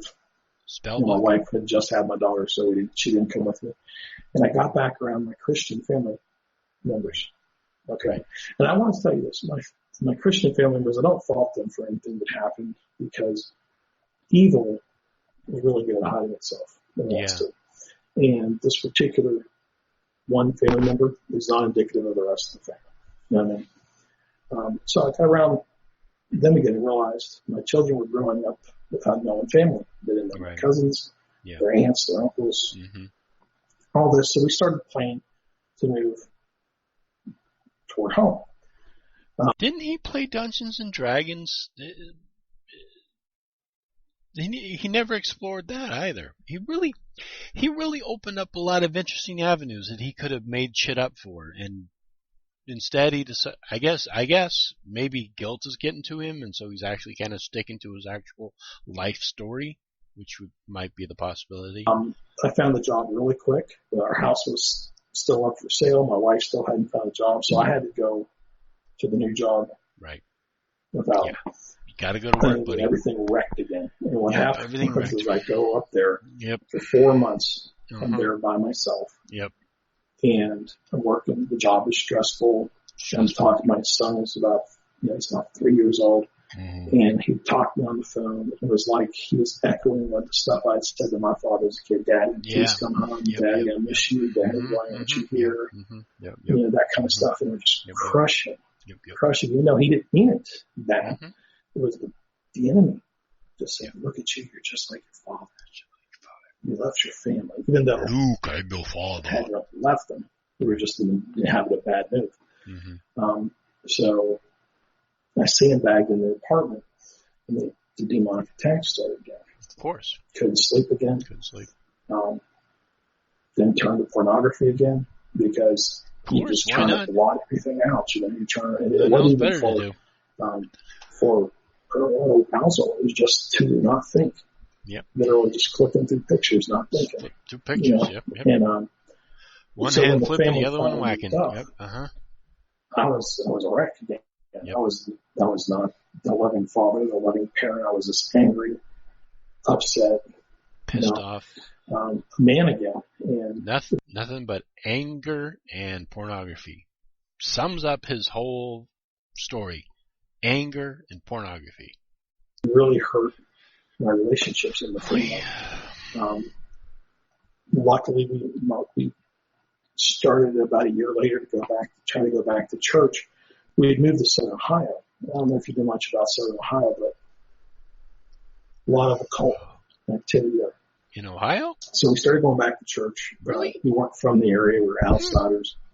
People just weren't welcoming. You go to church, they'd say, "Oh, you're not from here. Your accent's different." You know, they would never invite you to anything. Y'all ain't from around here, is you? Well, let me tell you about our church. Our church is all about us. We ain't no kindly to use outsiders. And you'd have people over, they wouldn't have you over. So I delved into work really hard. Of course you did. And then my wife had this really good job. And through her job, we met this family. Mm-hmm. And I started hanging out with the husband. Mm-hmm. And he was a Satanist. Oh, well. Boom, back again. He didn't mention it again at first. We started going to the movies. I finally had a friend outside of work. After being there we're about 3 years at this point. And just, nobody wanted to be your friend. It was just, you're not from there. And even at work, they're like, well, you're taking the job from somebody local. Yeah. So hanging out with him. This is the Satanist. He just started planting those seeds. And started talking about the supernatural again, started mentioning things that happen. He mentioned that there's a Satanist group over in this next town over. Right. He's like, don't. And as the good Christian that you are, and all this stuff with all your demonic attacks that you've been talking about, and all this other stuff that happened with you, all of basically your negative experience with all of this, you didn't just say, you know what, that's not for me, thank you very much, goodbye, and just close that door. No, of course not. Go over there, don't take your kids over there, stay away from there. Like he's my friend. Of course. And then we go to a bookstore one day. Yay. And he's like, hey, check out these books. So I buy a book on numerology, I buy a book on divination. Just, you think I would have learned my lesson. This was you would think so. 10 plus years later. Right. Yeah. 10 years. Yeah. What book on spirits? It was actually an encyclopedia of all spirits, angels, demons, and others. All of it. And the sad thing was I got my life back in order just before I met this guy. I started making a Christian computer game based off the book of Revelations. A Christian computer game based on Revelations? In my mind, I'm thinking, what's this research, kind of thing. Start reading the book. I bought a book on witchcraft, how to be a witch outside of a covenant. Of course. And for research. And I'm reading this book on spirits, and we go on vacation. Right. And we go to the beach. I happen to read the entry about Poseidon. I'd gone through log day in the military, which was the Poseidon. All that's churned in my head. Right. And on a lark, we're at the beach. Right. I draw Poseidon's symbol in the sand. Of course. And I look out at the ocean, and I said, I basically called out the Poseidon. Of course. I don't know why. It just kind of came on me. What the hell? I mean, you're a Christian, why not? Again, the attack started again. Oh, of course. I couldn't write anymore. At this time, I was writing a book. I had a second book planned. And the second book was a full-bore Christian book. I had about 30,000 in the second book. The first book it's like fourth edit. And I screwed up and called out for some reason, the Poseidon. Did Poseidon come? No. Creativity just stopped. Literally couldn't write. Yeah. the attacks were happening, couldn't sleep, waking up, Yep. with the demon. Now it's in my house, Yep. with my family. Of My course. son stopped sleeping in his room because of the ghost that was in his room. I tried to go cast it out, couldn't do it. Of course not. God's hand was back off my life again, because I understand that when God was in my life, Of course. these attacks would try to happen, and I'd call out to God, and they didn't cast them out, and it worked every time. Now here I am trying to cast this demon out, and it's not going. Nope. It's like, no, it wouldn't go. And, so I think to go back for a moment, to give a demonstration, when I was in that church, before I fell out of that church. For those of you who may be tuning into this, let me give you kind of like a perspective from somebody who actually is a witch, practiced the occult for a very long time.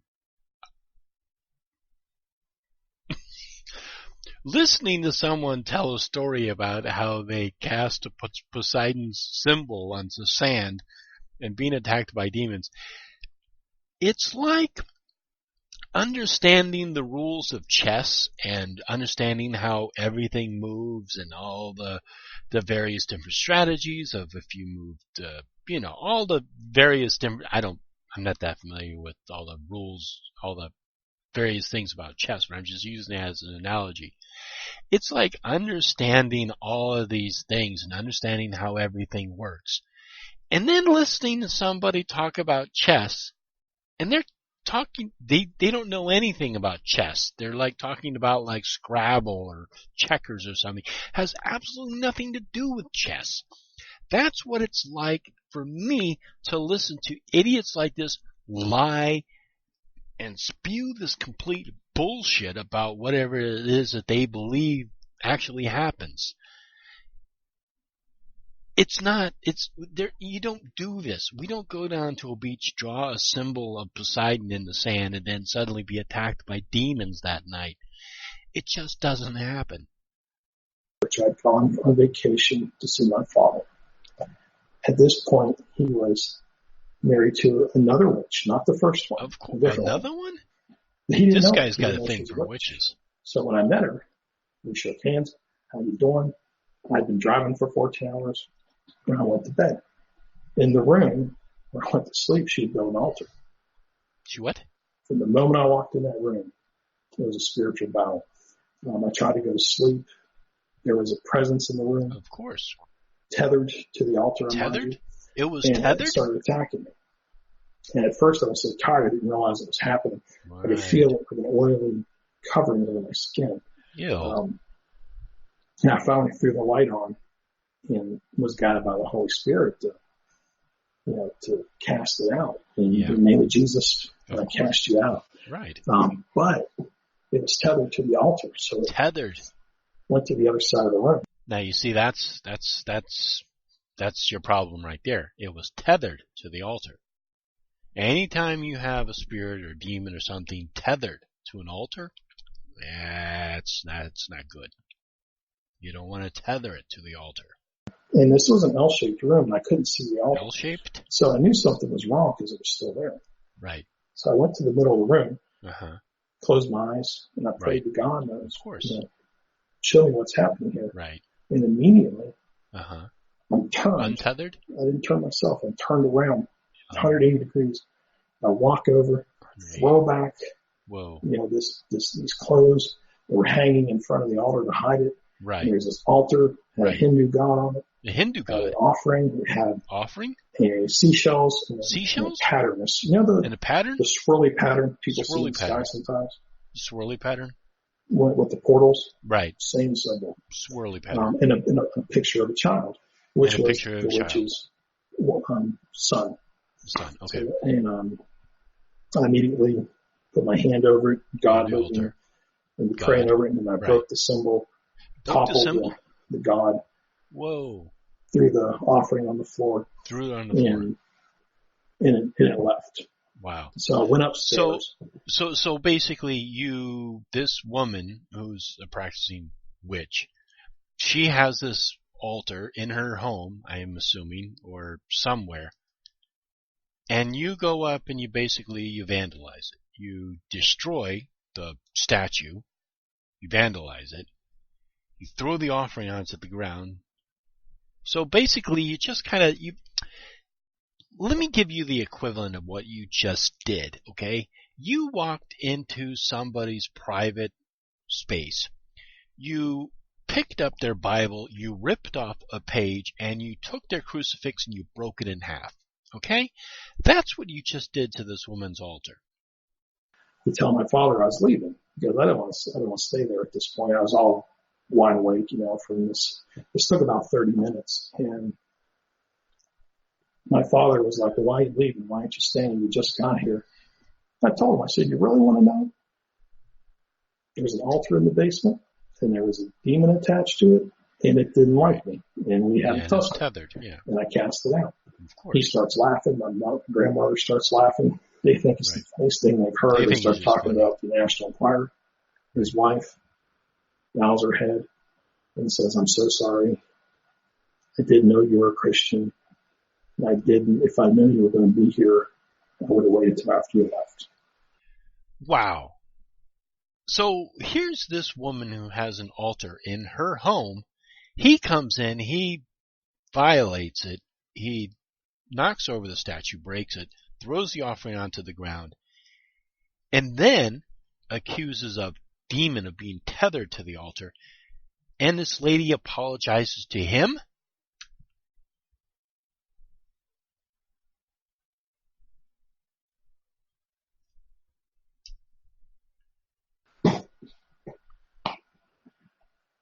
So now, a few years later, I'm trying to cast out a different one, and it's not working because God's not in my life.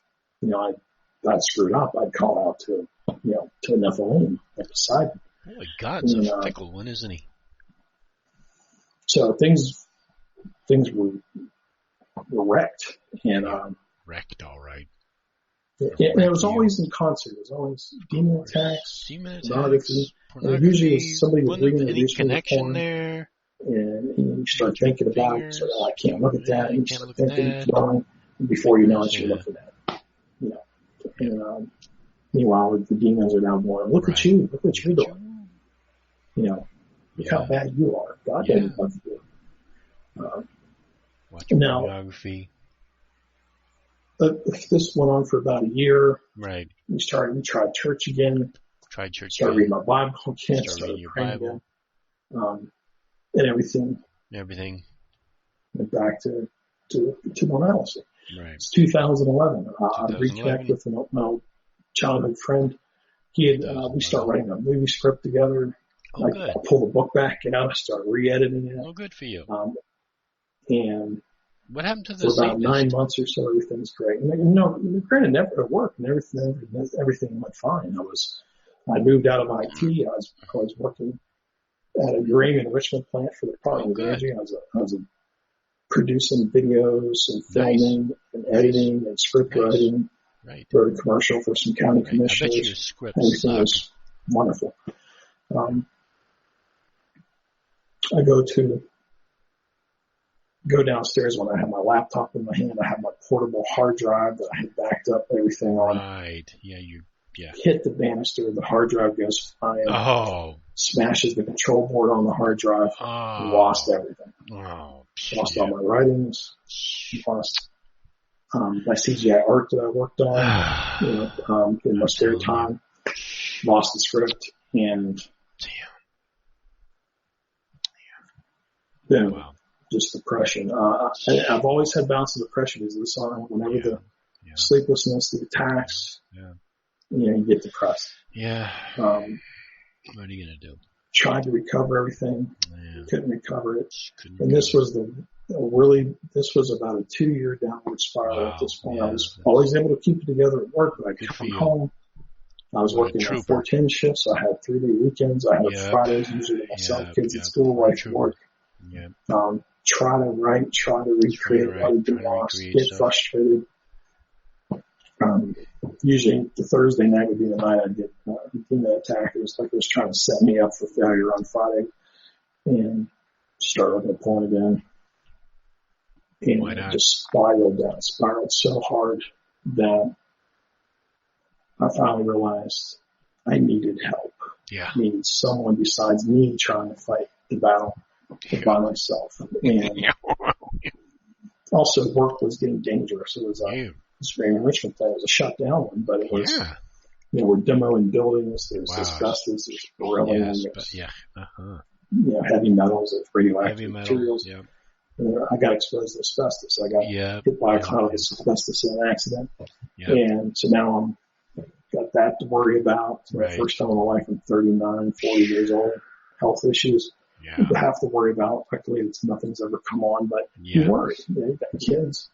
Oh, yeah. Your father. Of course. And I finally told my wife, I said, I can't do this job anymore. No, of course not. I'm up in 120-foot lifts. I'm scared of heights. I'm from the helicopter issue back in the military. We're going underground. Yep. Into underground, fallout shelters that have been built in the 50s. All over the site, but the big thing is radiation, beryllium, heavy metals, asbestos, especially asbestos. I go into these buildings that have been shut down. And you're a writer? And then the 2 days after I come out of the building, they're putting up danger asbestos, do not enter signs. Black mold was a problem. So I was just so stressed. My hair started to turn white. I started to gain weight. My health went downhill. I thought to my wife, I got to find another job. So we were about 3 hours from my hometown. So we decided to move back to Wheeling. And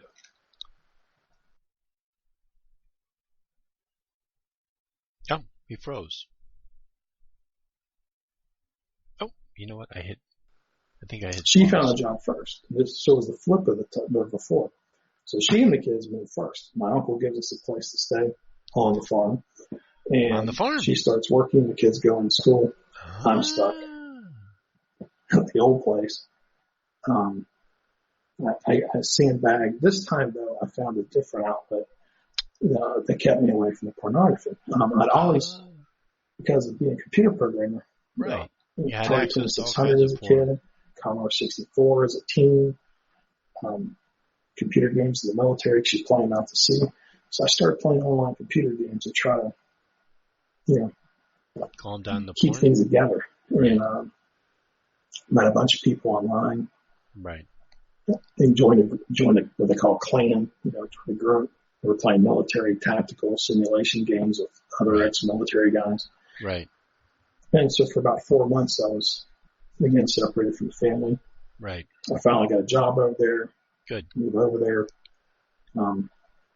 But the game had become an addiction because I had all these friends online. So I started wanting to go online, just to talk to the guys because they were ex-military. I was ex-military. We played a game. We'd crush everybody because we would use military tactics. Yeah. So I started ignoring my wife and ignoring the kids. Watch a little porn. 5 months after I started that new job, they outsourced it. They had already had outsourced it previously. They hired me to renegotiate the contract. Right. They got what they wanted. Right. Bye happened. Yep. And this is Wheeling, West Virginia. Yeah. This is 2013. Yeah. There's no jobs there. The economy has never recovered from the steel mill crashes. At the same time, living on the farm where had to sell my neck. These abuses happen, and all of that's hitting me. And it was any big ego crush to lose the job. I immediately disbanded the clan I'd been playing in online. By this point, I was running. 3 years to stopped go. Playing the game. Angry. The demonic attacks started. Right. Started up again. And we moved into duplex on the down in the city. Right. Barely, we weren't able to make ends meet. We're bleeding our bank account dry. I can't find a job. Unemployment's not helping. Can't find a job. Our next door neighbor is a paranoid, schizophrenic, delusional, alien abductee. Okay. So my wife goes to work, my kids go to school. I spend all day listening to this person because the vents would carry their voice and talking about the aliens and the abductions. Yeah, because I got so depressed that because talking about aliens abducting you that's just crazy. Of course, that's paranoid delusional. Let me tell you about my demon attacks I've been having recently. I didn't feel like I was worth anything. The attacks were going on. This time, the entity was talking to me. It's telling me, God doesn't love you. Your family doesn't love you. Nobody will hire you. Nobody will hire you. You should just go run your car off the road. You should just go off the mountain. Just why not? Go through the guardrail. There you go. No. No. Wears you down over time, though, you know. Right. Sorry, I'm a little choked up. This stuff's fairly recent. It's only 3 years back. Right. But I spent about 21 months unemployed. Well, about the year and a half mark of unemployment, I didn't even sleep in bed with my wife. I was sleeping on the floor. I didn't feel like I deserved to sleep in bed with my wife. Yeah, of course. I had a blanket on the ground, and she's like, "What are you doing? What are you doing?" And the demonic attacks were happening quite a bit. And I asked my mom to pray for me. Of course, moms always pray for her. I was like, "Mom, that's pray for me." Right. But I started praying again. Oh, good. And I was finally able to, start rebuking demons when they would attack. I'm saying demon, like Nephilim. I know a lot of people use that term now. And I believe it's an interchangeable term myself. But I went to a church, a Christian counselor. Didn't really help. He pretty much made me feel worse. It wasn't his intention, but, he's trained in secular, psychological things, and then trying to attach religion to it. But he got me into a group of Christian men, and it was an addiction group, but it was run by Christians. It was literally run by one of the members. So it was I wonder if it was pornography addiction or drug addiction. I wonder which one it's going to be. Both the times I've guessed so far I've been wrong. I don't want to do it a third time.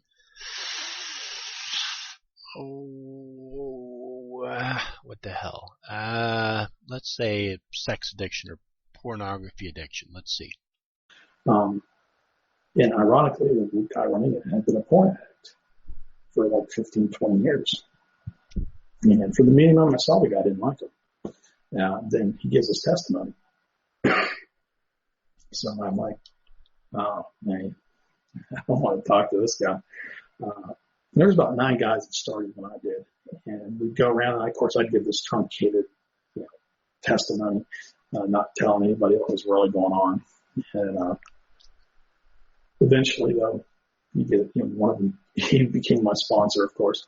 And you have to tell your life story to your sponsor. Right. Of course, it's all confidential.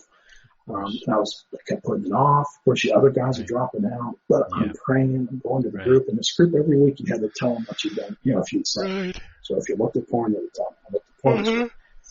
I did whatever. Right. And unlike Alcoholics Anonymous, which says that you're always an alcoholic, this group is God will cure you, and God will, will take care of it. And so I finally started telling him I've been abused, and I've been, and I just started putting out there what happened as a child. Right. And I finally met with him and gave him my testimony I'm giving you now. Yay. And I was, did he die of boredom too? Bawling. And he goes, God saved you many times. Right. Even though you kept messing it back up again. Yep. He said, when you're 12, he moved you to a state, got you away from the cultists, and when you're in the military, he got rid of the Satanists, he got rid of the pagan, and got you into the church. Yep. He said, you just need to figure it out, man. Quit messing. He said, we're all messed up, Yep. And it really changed my perspective on the whole thing. And I was able to, pray even more. I started making a point to pray every night before bed, every morning when I got up. When I'm in the car driving, I'd pray. Yep. When I was going to, I finally, after about a year and a half, I got a job again. Yay. And I pray on the way to work, pray on the way back. There you go. That's what you want to do. do. The attack stopped again. What? And about 14 months after I got that job, we decided to move to where my wife's family lives, which is down here in South Carolina. We're near the Charlotte, North Carolina area. Right. Now we moved here back in June, and things are going pretty good. I'm a long-term computer programmer. Right. What the hell? The funny thing was, I started researching again because one of the things my pastor couldn't answer back in the 90s was what happened Genesis to that 6, with the Nephilim. And so I started researching that. We tripped across Rob Skiba the January before we moved here, which led me to NYSTV. Right. And started putting pieces together. Right. Well, then I watched that one where Doug and Rob were talking and going through Revelations, and they mentioned that Revelations is not chronological. Right. And what always tripped the computer game up when I was trying to make the Revelations-based computer game was how horrible God was, because he hits you with the bowls, the seals, and 3 times over. Just it's like, gosh, how much thrashing these people need? When you find out it's really it's not that way. It's not all that way. It's not chronological. And this June, I had a dream about the end of the world. Of course. And at the end of the dream, the person guiding me through the dream, which I believe was the Holy Spirit, right, told me, you need to work on the game again. Okay. You need to take what you've learned, right, and rewrite it. So since then, I've pulled out the old game design documents. Good for you. Because I had like a 200-page game design document. Started throwing out all the pre-trib. Good for you. Because I'm putting in the post-trib. Because I'd always sort of believed in post-trib. I always felt like pre-trib was a lazy Christian thing. Because you don't have to worry about it kind of deal. And which was one thing that always put me on with churches, because I'd go to a church and I'd tell the pastor, I want to personally apologize. I thought that this guy was going to be actually talking about magic, witchcraft, and wizardry.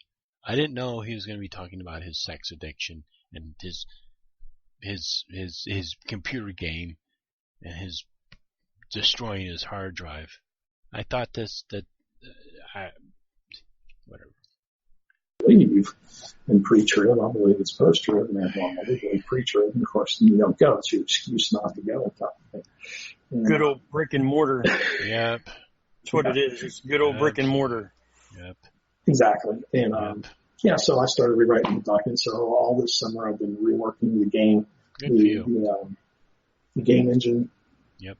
Is up and running. Is it Unreal? The code is on top of it. I've been rewriting the story so that basically the game is the tribulation period. Don't write the story, try buddy. To survive you through are it. bad at stories. What happened in the game until the game ends and when Jesus comes back. Yay. So that's what I've been working on this summer. I started a new job Monday. I spent all summer trying to find a job here. This is an amazing market. Yep. But it's also a highly competitive market. Highly competitive. So it took a little while, but this Monday, and I want you guys to understand, and everybody understands it. God told me to contact NYSTV back in June, but I kind of bucked it. I was like, God, I ain't ready to tell people all this all the time. I mean, I don't know how many people are going to watch this, and it's going to be up there, and the other people can watch it. I'm so glad with all the stuff that's going on in the world. The hurricane in Haiti, all the people who are homeless there, dying of dysentery, no food, no water, no shelter. And the people who were being killed in the Middle East, being thrown off buildings for being gay, beheadings. I'm so glad that God just ignores all that, and he comes and he visits people like this and tells them to go on to NYSTV and tell these ridiculous stories to people like us so that we can hear it and somehow be miraculously saved and turn to Jesus? I finally, after a month and a half or so, I finally contacted John and said, "Hey, John, here's my testimony." And he asked me to come on, and I was like, because I told God, okay, I'll send it to him if he doesn't want to use it, I'm off the hook. But if he does, then I'll do it. He said, yeah, I'll have you on. So here I am. Anyways, I hope I didn't rush through that too quick. But we're all about having testimonies on because, like I said in the beginning of the show, Revelation 12:11, they overcame him by the blood of the Lamb and the word of testimony. There's a lot of people watching tonight. There's actually there's a whole other stream going on right now. I'm not going to tell you guys where it's at, but it's a witch that is having the stream playing over there, and of course mocking everything. Of course. And the thing is, we don't believe that all witches are child molesters. We don't believe that all witches are out there sacrificing kids. We don't believe that. But then there is a dark element to it, it? just like there's a dark element to Catholicism. There's a dark element to some forms of Christianity because there's different kinds out there. Not all Christianity is equal, neither is all witchcraft. We believe on that. Oh, go ahead, John. No, I was just going to say we believe in telling people that there is a way to freedom. There is a way to the Father. There is a way to have. Then why don't you give testimony on that? Why don't you give real?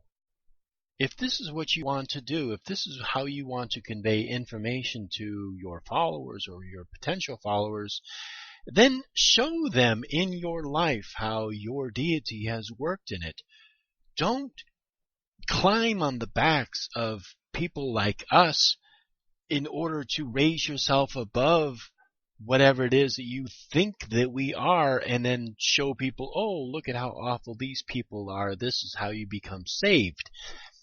If there's actual evidence, if there's actual proof of people who are doing horrible things, chances are it's because these people have these horrible experiences, or they have this anger, they have it, or whatever.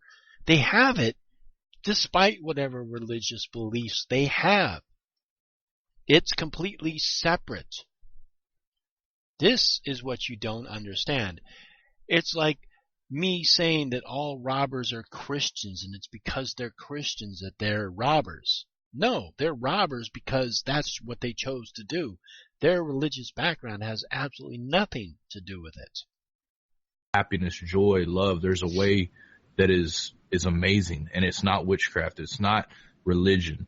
It's through Yeshua, the Son of Jesus, the Son of Yahweh. Yeshua, the Son of Yahweh. Jesus, the Son of God. However you want to say it in English or Hebrew.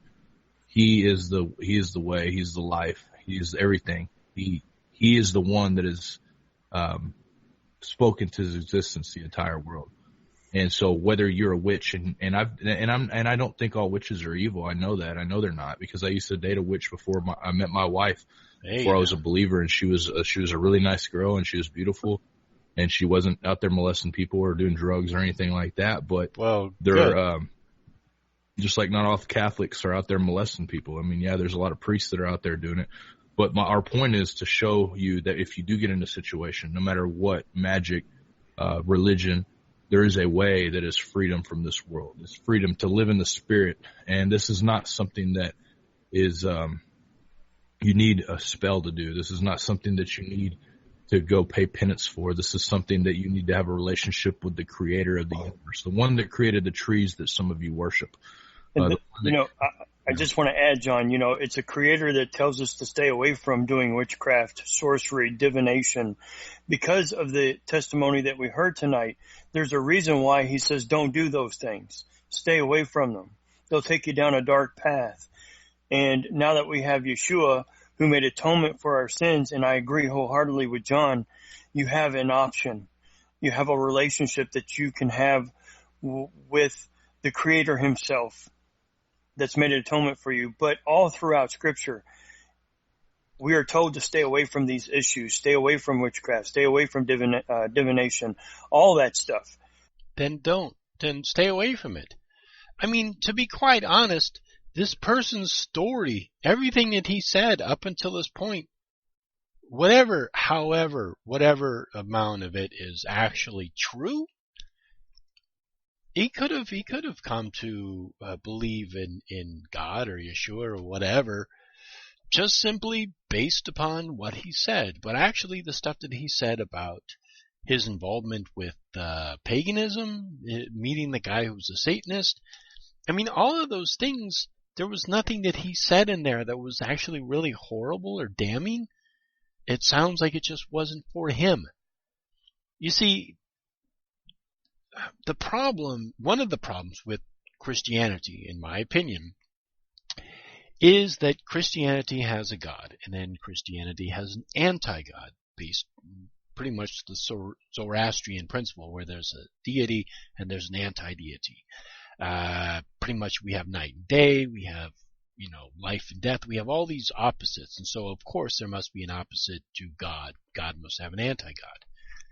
So what you need groups. You need people who are worshiping that anti-God, those pagans, people who are not Christians. Obviously, people who are not Christians must be for the anti-God. And so what happens is we become the opposite team by default. And we don't really care. We're off doing our own thing. We don't care about you. We're not doing spells on you. We're not thinking evil thoughts of you. We're not trying to corrupt you. We don't care. But you continually project onto us that we're the other team. We're the bad guys. We're not. That is what bothers me the most. I don't care. I don't care what you believe. I don't care. All of the things that you do is what you do for your God, and I understand that. But to constantly put us on the other team is unfair, and it's offensive. Because it leads you down dark paths. And, it doesn't surprise me that somebody's having a show, live streaming at the same time, bashing this. I understand, because they're just as lost because the scriptures say so. Not because they don't think they are, but it's because the word of Yahweh says so. And this is one of the reasons why he says stay away from it. And your testimony is so powerful because we can see the progression, the falling back, the progression of each episode that you've been through. Yeah, don't watch porno, kids. And what you had to go through because you got tricked back into it. And then you come out of it and you got tricked back into it. Now you have stable ground. Now you have the scriptures to bounce off of and the Father. You know what he says. You understand it, and now you're following that path. And that in itself, he is living inside you to where you can defeat these enemies that come at you. You're on more stable ground. The blessings are coming because of your obedience. And it's a beautiful thing. I think this testimony is powerful, and I'm hoping and I will pray that it touches many people who find themselves in a similar situation that you have lived. And there's people. And that's what. There's people, and so I didn't mean to cut you off. That was beautiful. No, there's people out there that are going through the exact same thing you're going through. That's what's the beauty of a testimony. Okay, the people that are watching me right now that are witches or that are whatever, this may not be their circumstance that they've gone through, but I can guarantee you this: there are people that are watching that this is exactly the thing that they've gone through. Yep. They've gone through some of the same situations that you've gone through in life. And this is their point. And also the people that are listening now that may not have gone through this, they may go through this at one point. Yep. And guess what? This is going to come to their mind. This whole thing. The people that are watching right now and when the show is not necessarily live but just streamed throughout, this is going to change lives. And this is, and I just want to thank you, Alan. We got a lot of questions. I know you were getting ready to say something when I cut you off there earlier, but if you want to go ahead and say it. And just so you know, John, you are spreading so much joy to the people who are watching my live stream right now, and you are spreading joy to me too right now. So you can chalk that one up. We'll get to the questions so we can, because we only got about 30 minutes. I think there's questions. 30 minutes? Yeah, what I was going to say was, son of a... One reason a lot of people say you must be a big idiot because you come out of it, you fall back, but I hope you see the pattern, because it took me forever to see the pattern. Did demons steal his neck? That's what I want to know. there would be an internal conflict, an external attack, and then stop trusting God. Yeah. Like when I prayed to God and said, I'm going to go do my own thing, and I go, boom. Now, end up within 2 months in the middle of a coven. What? They called themselves a commune, but it was a coven. There was 3-4 witches and the astrologer and warlock, guy. So 3 or 4 witches, a warlock, and I thought the warlock was the astrologer. Oh man, okay. If you're a writer, you gotta start writing better stories than this one. This one is really bad. But the point is even at my lowest, when the attacks were on and I was getting like 1 hour sleep a night and, frazzled. When I call on Jesus, yeah, he would be there. Yeah. However, when I tried to cast out the demon without being trusting Jesus, it didn't work. Right. But I've had Christians. I had a Christian lady at work one time. Just one time? Tell me about a lady at her church who came to her because she was getting attacked by demons. It happens so often. The lady was embarrassed because the church never talked about it. She's afraid to go to the pastor because the pastor would tell her she's done so wrong so she can find it in her best friend. Yep. And we're at lunch one day and she told me this out of the blue. And I said, why'd you tell me? She goes, I felt like I should. And I said, well, let me tell you what's happened to me, and this is what she needs to do. So, trust in God. If you're not saved, get saved. Jesus is my Lord and Savior. There you go. And there is none other. And don't forget that. Don't be like the guys in the New Testament who tried to cast out the demons. The demons turn and go, Paul, Jesus, don't know you. Yeah. You don't want that to happen to you. I want to say something too, Alan, and this may help you because it helped me. There was a time in my life where when I first became a believer, I was still struggling with my sin nature, still struggling with. He was still struggling to grow that beard out. That's what he was struggling with. I used to be a drug addict. I used to be violent. I was into crime. I was into money. I was into a lot of things that were not good. Sex, or whatever. I was into all these different things like heavily. And I'm not saying there's anything wrong with sex. I'm saying there's something wrong with sex outside of marriage. There's stuff wrong with all that, continuing down that path. So, basically, this is something I posted today on my wall, and this is very meaningful because it wasn't until I figured this out that I figured how to keep from stumbling, because you'll stumble all through life. And I'm not saying you're in this situation now, but this is something that the Bible talks about that is a clear way to not stumble anymore, because you see a lot of Christians, they're always stumbling back into their own life. They're always falling. They're always falling back. Always. And the reason is the church in general has taught us that the law is done away with. It's taught us that the law is a burden, which is not what the Bible says. The Bible says the law is truth, it's perfect, and it's peace. But I just want to read this status to you guys because this makes so much sense. And when I figured this out, this caused me. I have not turned back since, because I know that nothing can make you stumble. It says, I'm just going to read those status. I'm not judging anyone here. Just doing some Day of Atonement study, which Day of Atonement is just out. It just got over with at nightfall tonight. And I wanted to put out a notice and some useful thoughts for anyone that might be not be living in a shelf dogma, because there's a lot of people that are living in a shelf dogma. They won't hear anything out. So that's what I said about that. But I know that there are people in different parts of their relationship and path of truth. So I'm not trying to offend anybody. And I said, notice how many modern day Christians are always falling over stumbling blocks in their faith. And I won't say some of the stuff I said on here, but I says they don't love the law of Yahweh.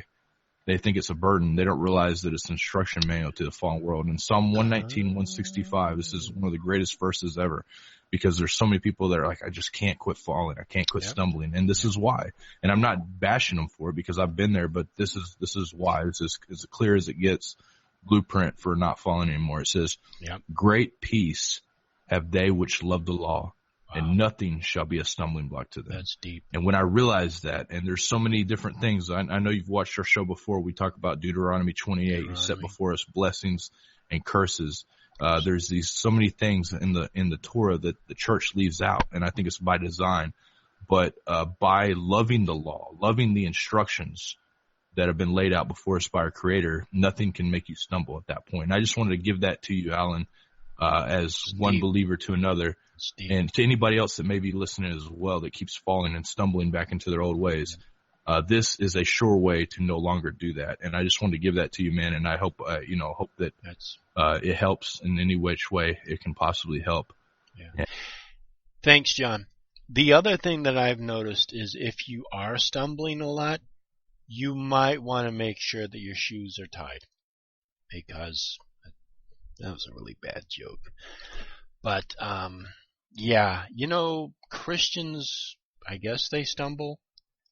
Maybe you should ask why Hindus don't stumble, why Buddhists don't stumble, why other religions don't stumble and fall.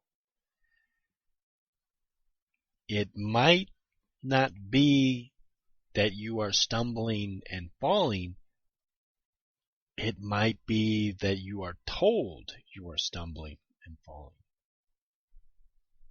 Sometimes in life, you just live life and you learn experiences. It doesn't mean you stumbled and you fell. And so that's all I want to do. John, if you want to get to the questions. Yeah. That was a good word, man. That, John. That's good stuff. Just want to finish it up because when you have and you're walking with Yeshua, he said in John 14:21, he said, "Whoever has my commands and obeys them, he is the one who loves me. He who loves me will be loved by my Father, and I too will love him and show myself to him." So when we're obeying the commands of Yeshua, we're actually obeying the commands of his Father, because Yeshua never did anything beyond what his Father told him, what he heard from his Father, and what his Father asked him to do. And we're showing the Father love by walking this out with Yeshua. And there's no greater shalom, no greater power on this planet that you can have than to have Yeshua walking in you, beside you, around you, above you, and beneath you at all times. Yeah. And that was a good word from John. So I'm going to get to these questions, and it's good to have you on board. I want to get to Kott's, because Kott asked this right off the bat. As soon as you started talking, it's been sitting there most of the evening. He said, question for later, does Alan think or has come to find out that the land with the farmhouse had evil spirits attached to it, which in turn opened doors for other evil spirits to follow you wherever you went? Interesting. Yes, and here, that was something that's actually been a revelation to me in the last 6-7 months. Family members, especially, my family, everybody doesn't talk about the bad things in the family. Right.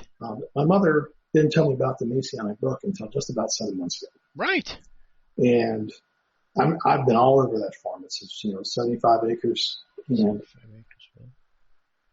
there were areas on the farm that just not a good vibe. So this was a Messianic book or it was a spell book? But what I believe happened is when my grandfather literally bought that property, right, when the Messianic book was discovered, right, he didn't get, his first mistake was he didn't get rid of it right away. Yeah. Now this is Wheeling, West Virginia. Yeah. There is a temple to Osiris right in Elm Grove, West Virginia. Really? The Shriners run it. It's been there for ever. Shriners run it. Huge. They don't make no bones about it. And I don't know what happened to the book. I kind of suspect that the book may have got forgotten and this other family member found it. I don't know because he is my abuser and I don't talk to him, But I suspect that may have been what got him into it originally. And I did experience quite a few. I just can't get the image of the Shriners in a little car with the fez hats and the little tassel that hangs, and they drive these little tiny cars. Look it up on YouTube, but I just picture them like all driving up to this temple of Osiris and parking their little cars.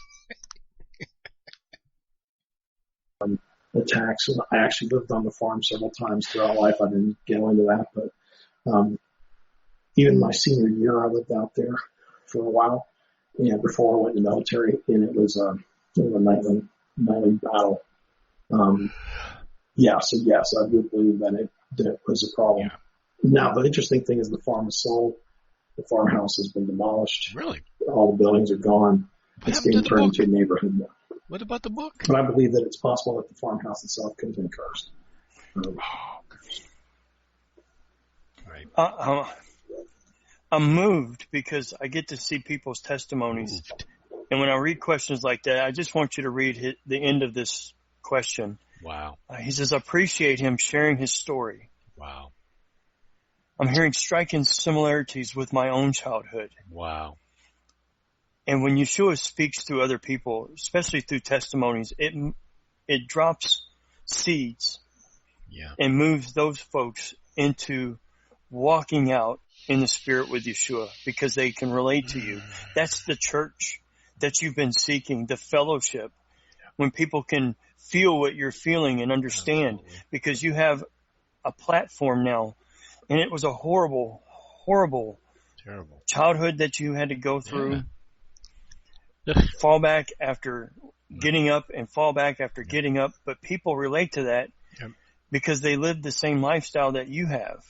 And when you tell your story and where you're at now, writing a book, raising your family, walking out, with Yeshua in power, they can relate to that and go, if he can do it, I can do it. Yep. How do you do it, Ellen? Absolutely. And you can witness to them and tell them your story and they can relate. Absolutely. That's the church. That's There the you fellowship. go. That's the ecclesia.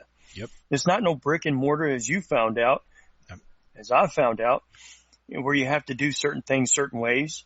You have to date certain people of color, creed, race, or whatever. The military is dictating to you what you need to do. It's almost military based, whichever doctrine is being taught in these brick and mortars.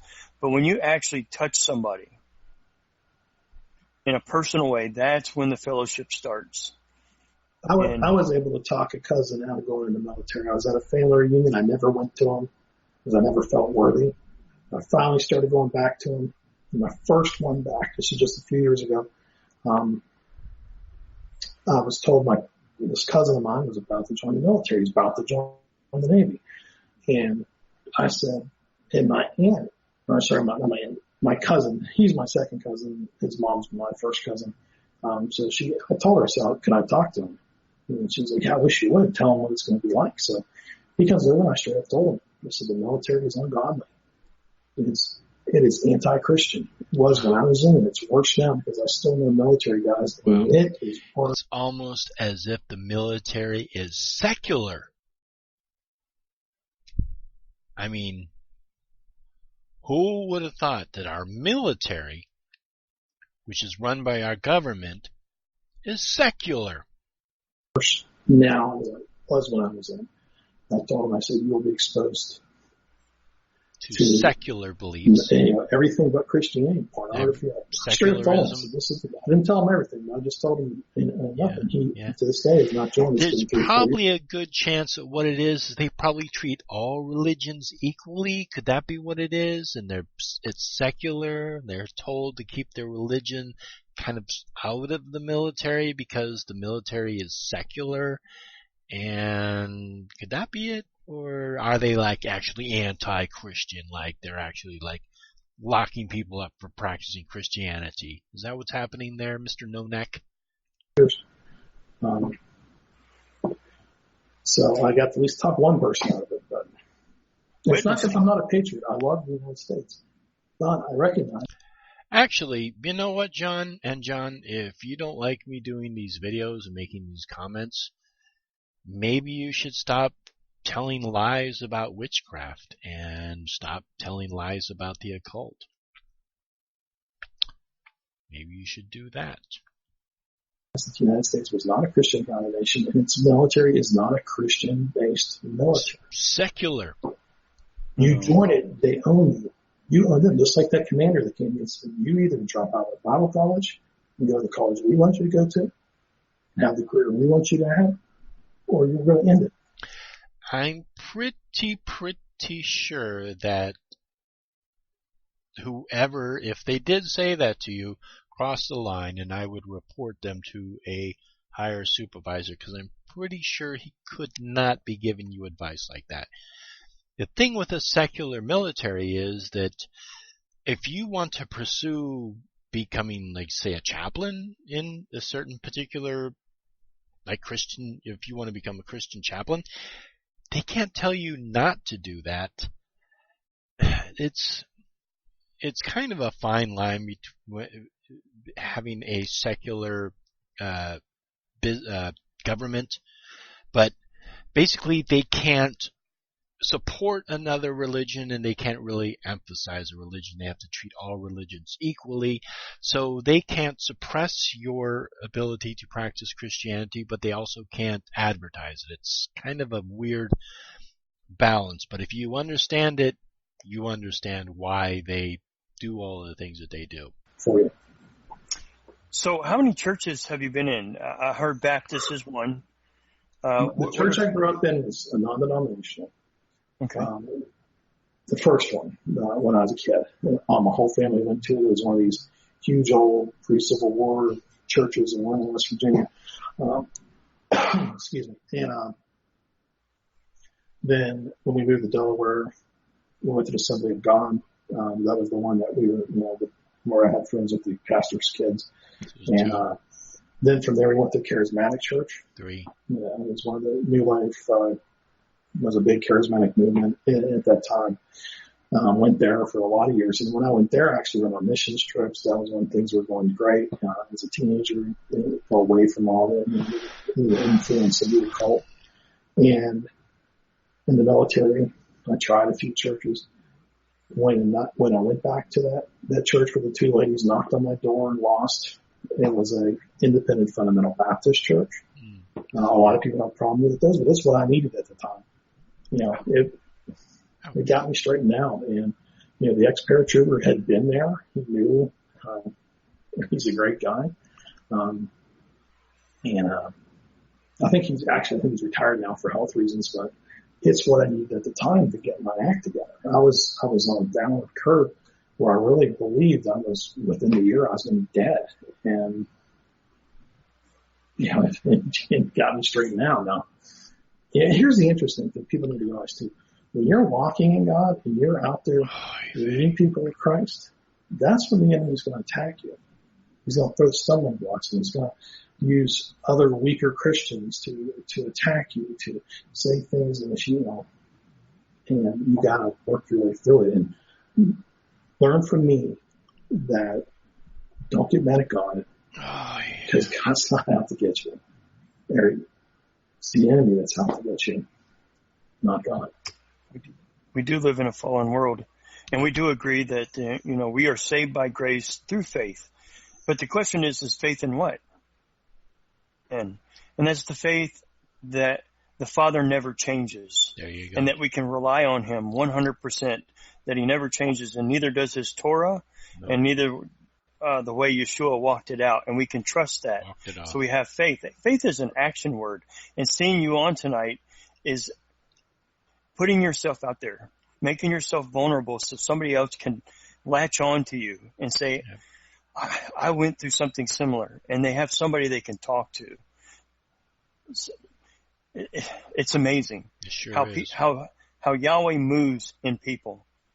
And when I hear testimonies like this, I'm like, man, I'm hoping people reach out to you after this video's out and it's being seen, whether it's a year or two down the road and somebody sees this, it will affect somebody enough to reach out for help. Yep. Well, John has my email. If he wants to attach it on the page with the video, that's fine. And I will say this is amazing. In the last few days, the run up to this has been very trying. The anxiety, you shouldn't do this. And literally, you do this, we're going to take you down again, kind of thing. Wow. I mean, literally, and then the demons. Rebuking, and this morning, just a couple hours ago, I was on the ground with my head on the ground. Literally, wow. God, I don't want to be back out of this. Yeah. Well, you did it. Deep. Well, you came on with me and John Founders. It's liberating because at the same time, you take away the power of the enemy. because Right. put out there what Right. they got nothing. Got nothing. And to the witches, Yeah, they got nothing. witches that are watching, nothing. I'm not challenging you. Not I'm challenging. saying, No, my half sister that was a witch, or is a witch, and I don't think she still practices at this point, but I don't think she's ever truly renounced it. I love her. Yeah. I pray for her. Right. We talk. To my father's wife, the one that didn't die, but the one that was also a witch, the one that had built the altar, she got saved. Oh, good. And rejected witchcraft. And of course. last time I talked to her, which was years ago, she was doing great. Good you can come out of it, and it can be hard. It can be fun. In my case, I wasn't directly in it. I dabbled here and there. And that's the thing to the Christians out there, and to all the people watching the shows on witchcraft, whether they're accurate. I'm not debating that. There's a whole show. You know how you get out of witchcraft and you get saved? Just stop practicing it. If it's not for you, stop practicing it. It's very easy. No demons are going to come and attack you. Nothing is going to happen to you. If you just want to stop practicing and go and become a Christian or whatever it is you want to do. And you know what? We're going to say, hey, bye, see you later. We don't care. So if you want to get saved and you don't want to practice Christianity, you don't want to practice witchcraft anymore, go ahead. Now called Lucifer about the devil coming to earth and killing bad people. I mean, don't watch that stuff. Don't let your kids watch it, because kids are impressionable. It took me a long time for getting my kids to figure out that movies they watched, those weren't real. They weren't real. Kids don't realize that when they're little. You start watching Harry. I like the Harry Potter movies, but I don't watch them. Oh yeah, let's attack I'm Harry sorry, Potter. it's just glorify the wrong thing. Yeah. So you've gotten to a point in life where Yahweh has moved you to set boundaries between your family and the outside world that will affect your children and your just your family in general. Mm-hmm. Like, this is okay. I believe you, Yahweh. I trust you, and we're not going to have anything more to do with that. Right. Like, you put your foot down. Right. Some of it's personal boundaries, not exactly extended to the family. My family is not. I'm talking about you.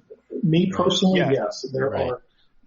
I used to love horror movies. I used to love reading tons of everything from science fiction. The funny thing is you guys are spoiling sci-fi for me with all this globe versus flat Earth stuff. But I used to love that stuff. And science fiction porno? It affects you. I mean, music. Now, here's the big thing. I love music. I wrote music lyrics. I was offered a position in a Christian band when I joined the military, and said I joined the military. But music affects you probably more than movies do. I actually, a lot of times, I'll give you an example. Just last week, I was listening to some Christian music because I'd listened to non-Christian music in the past, and YouTube popped up an old song, and like a dummy, I started listening to it. Oh, yeah. And it was like a physical blow hitting me. Whoa. I'm sitting there listening to it, and I start to get into it, tapping my foot, and nodding my head, and I literally was pushed back in the chair. Wow. Like a blow hit my chest. And I realized, what am I doing? It was in that blow, I don't know, it didn't hurt. I don't think it was the enemy. I think it was the Holy Spirit's slapping me saying, feeling stuff in your loins. That's the same music that helped bring you down 5 years ago. Because you get that stuff in your head, you start listening, to bands that, especially nowadays, there's a lot of bands that sing about suicide. And other things like that. And this was one of those songs that I immediately moved away from it. Hit the back key, got away. Devil's music. And somewhere else. So you got to be careful. I used to be one of those people. I hated the idea of burning books. I hated the idea of throwing away literature. I hated the idea of throwing away music because it's anti-American. But I do it now. What? And same with computer games. Now, I grew up with computer games. I've programmed computer games. One thing I left out of my testimony is I worked on a Christian computer game outside the one I No, you worked mentioned on that. myself. I actually worked with a team for a short time. Computer games are probably 10 times worse because they're interactive. Mm-hmm. I watch my kids playing. I can see the change in their demeanor based off what they're playing. Evil video games. Myself, there are games Video I games used to are play. Satan. I don't play anymore. Now, I still play computer games, but Devil's I tend video to games. more towards strategy games now. I stay away from Yep. ones that deal with the occult, witchcraft, vampirism. Terrible. I stay away from that because you see, but no, John Pounders. Not all witches are bad. Not all witches are out molesting kids and all that. But you know what? Don't have your kids go near any of those occult games because, they're dangerous. They're just dangerous. I'm not saying that witches are bad. I'm not saying that the occult is bad. I'm just saying you want to stay away from it. So, mixed message here? I think so. It affects you, and especially when you're interacting. I can show you games. We don't have time now, but I can show you games that straight up you're casting spells. There's even ones where you use the mouse and you draw symbols on the screen to cast a spell. I mean, it's interactive. Wow. Casting spells on you. Yeah. Wow. So you have come into setting yourself apart from that which has made you fall so many times in your life. And it's a growing process because you may not realize right away. You realize, of course not. Whoa, wait, this isn't right. Yeah. So you set that aside, and God reveals something else to you. So. And now that you're here, you've said you put the personal boundaries around, but now you're the covering for your family as well, because you can see these things coming. You know what they are.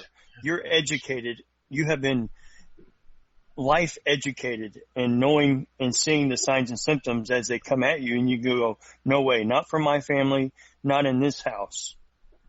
As a parent, pay attention to your kids. There were times where I ignored mine, and it was detrimental. It took a long time to rebuild the relationship back to where it was prior to that happening. I every day now I'm with my kids. My son, he plays computer games. I look at what he's playing. I look at who he's chatting with. And I'll say, hey, no, we'll set a boundary. I say, you can't do that. You can't talk to that person, because of what's being said in those chat logs. But you can see that when I would fall, I could see the change in my family. Not just the stress my wife went under, but also the way my kids' attitudes would change. When I was at my worst, when I was unemployed, that second Christmas rolled around where we had to rely on relatives for gifts, and then I would just be crying all the time. The kids could hear me. I'd be in a different room, but they could hear me crying. When I was a kid, I could hear my mom crying. Things were tough. And that affects the kids. It affected them really hard, and we've had to reassure them, here and there. And sometimes it comes back up and no, everything's okay. Daddy just was feeling really bad then. And now it's, so you gotta watch it as a parent. Watch what you do because, like you said, you're covering, and it's going to affect your family. Man, guys, and you know what? I think we're out of questions for right now. We'd love to have you back, Alan, to talk a little bit more about the games and the influence with that, and just talk about some of the other aspects of this because 2 hours went by pretty quick. And and I just want to appreciate you, and there's people in the audience on YouTube and on our chat room, our localized chat room in NYSTV that just want to say thank you for coming on, having the courage to do this. This is your first time ever doing it. You're not doing it to sell anything. We're not paying you to do it. You don't have any books to sell. You're here because you want to make a difference in somebody's life, and we just appreciate this so much, and we're definitely thankful for it. And so thank you so much. You're welcome. I just want to say one last thing because I've enjoyed your testimony, and I'm praying that somebody out there that's listening tonight or will listen in the future is touched by it and moved to call out to Yahweh, to call out to Yeshua. And I just want to end it by saying, we get it from Numbers 6. May Yahweh bless you and keep you. May Yahweh keep his face and shine upon you and be gracious to you. May Yahweh lift up his face upon you and give you shalom. Amen. Amen. Man, Right. that's amazing. So I just want to thank everybody for listening tonight. We appreciate you guys so much. You guys are our family, and Yep. it's always Great a show. blessing to have you. We got some interesting stuff coming up, and interesting shows coming up this week and next week, and the week after. We're just constantly keep them coming. Why don't you Other bash things in the another works as well. religion? Go ahead, John. Tomorrow night we got J.P. McMahon returning, and he's been working on the Daniel Revelation connection, Oh, and he's good. going to be talking about the beast and who exactly they are. And you know, J.P., he is an eschatology. I mean, he digs into the scripture and the Torah, so that's going to be fun. And then, of course, we got the double portion virtual house church coming up on Friday with Rob, and be good to see him. And that's what we got coming up. And then, of course, TFR on Saturday afternoon, and then, of course, the Yay. David Carrico Ugh. show on Saturday night. So it's going to be fun. Yeah, definitely. And we got some things too. We're gonna keep secret until the time comes. Yeah. We're gonna bust it out. We're gonna keep a zip lip on it. But let's just put it this way: the stuff that Yahweh has allowed for us to be able to get into, to be able to supply, and to be able to just produce is something we're holding. Like I said, right now it's a secret because we just want to keep it to ourselves until everything pans out. But 2017, I think, is the date we're shooting for. In 2017, we're shooting for something pretty special for you guys and for Cool. a lot of people because there's been plenty of people that have expressed that they can't afford to buy a lot of these documentaries of the people that we have on. They can't afford to pay to stream different conferences. They can't afford to do all these different things. So Right. we're trying to set up something that keeps that major costs out of that. So you guys are able to see this information and with a subscription, and it's just cheaper than Netflix, and just an amazing idea. And I can't talk too much about it right now because we have things we're working out. We're trying to get figured out with it. But it's coming up, and it's exciting because it'll just be an opportunity for we'll still do the live shows, obviously, every chance we get. It's just as many. Still push them out, but it'll just be a chance for you guys to be able to have plenty of information to share with yourself, your friends, your family, and to be able to really study and move without spending a fortune every year, because there's so many good documentaries that come out during the year. Between Marzulli, Gen 6 Productions, Skywatch, who you name it, all these different documentaries, you could spend easily $500 or $600 a year or more spending on these documentaries that come out. So we want to make it to where it's more readily available, to where it also makes sense for the content producer. And so, anyways, we just want to appreciate you guys. We love you, and high five to everybody.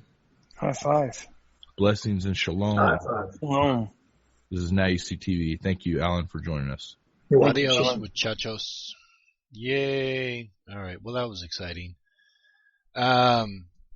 So, yeah. Recap. He didn't really say anything. He didn't really say anything bad about witchcraft. So, actually pretty good. Yeah. So I don't know. This was the first of one of these shows. Who knows? I might do another one of these. We'll see what happens with it. But that one was a really boring one to start out with. That guy was just, whatever. I mean, I'm sure that he had a rough life. I'm sure that probably, like I said, 25% of that was all true. But demons sitting on his chest, I don't know. Maybe he meant that figuratively instead of actually, but whatever. Anyhow, thank you so much, and blessed be.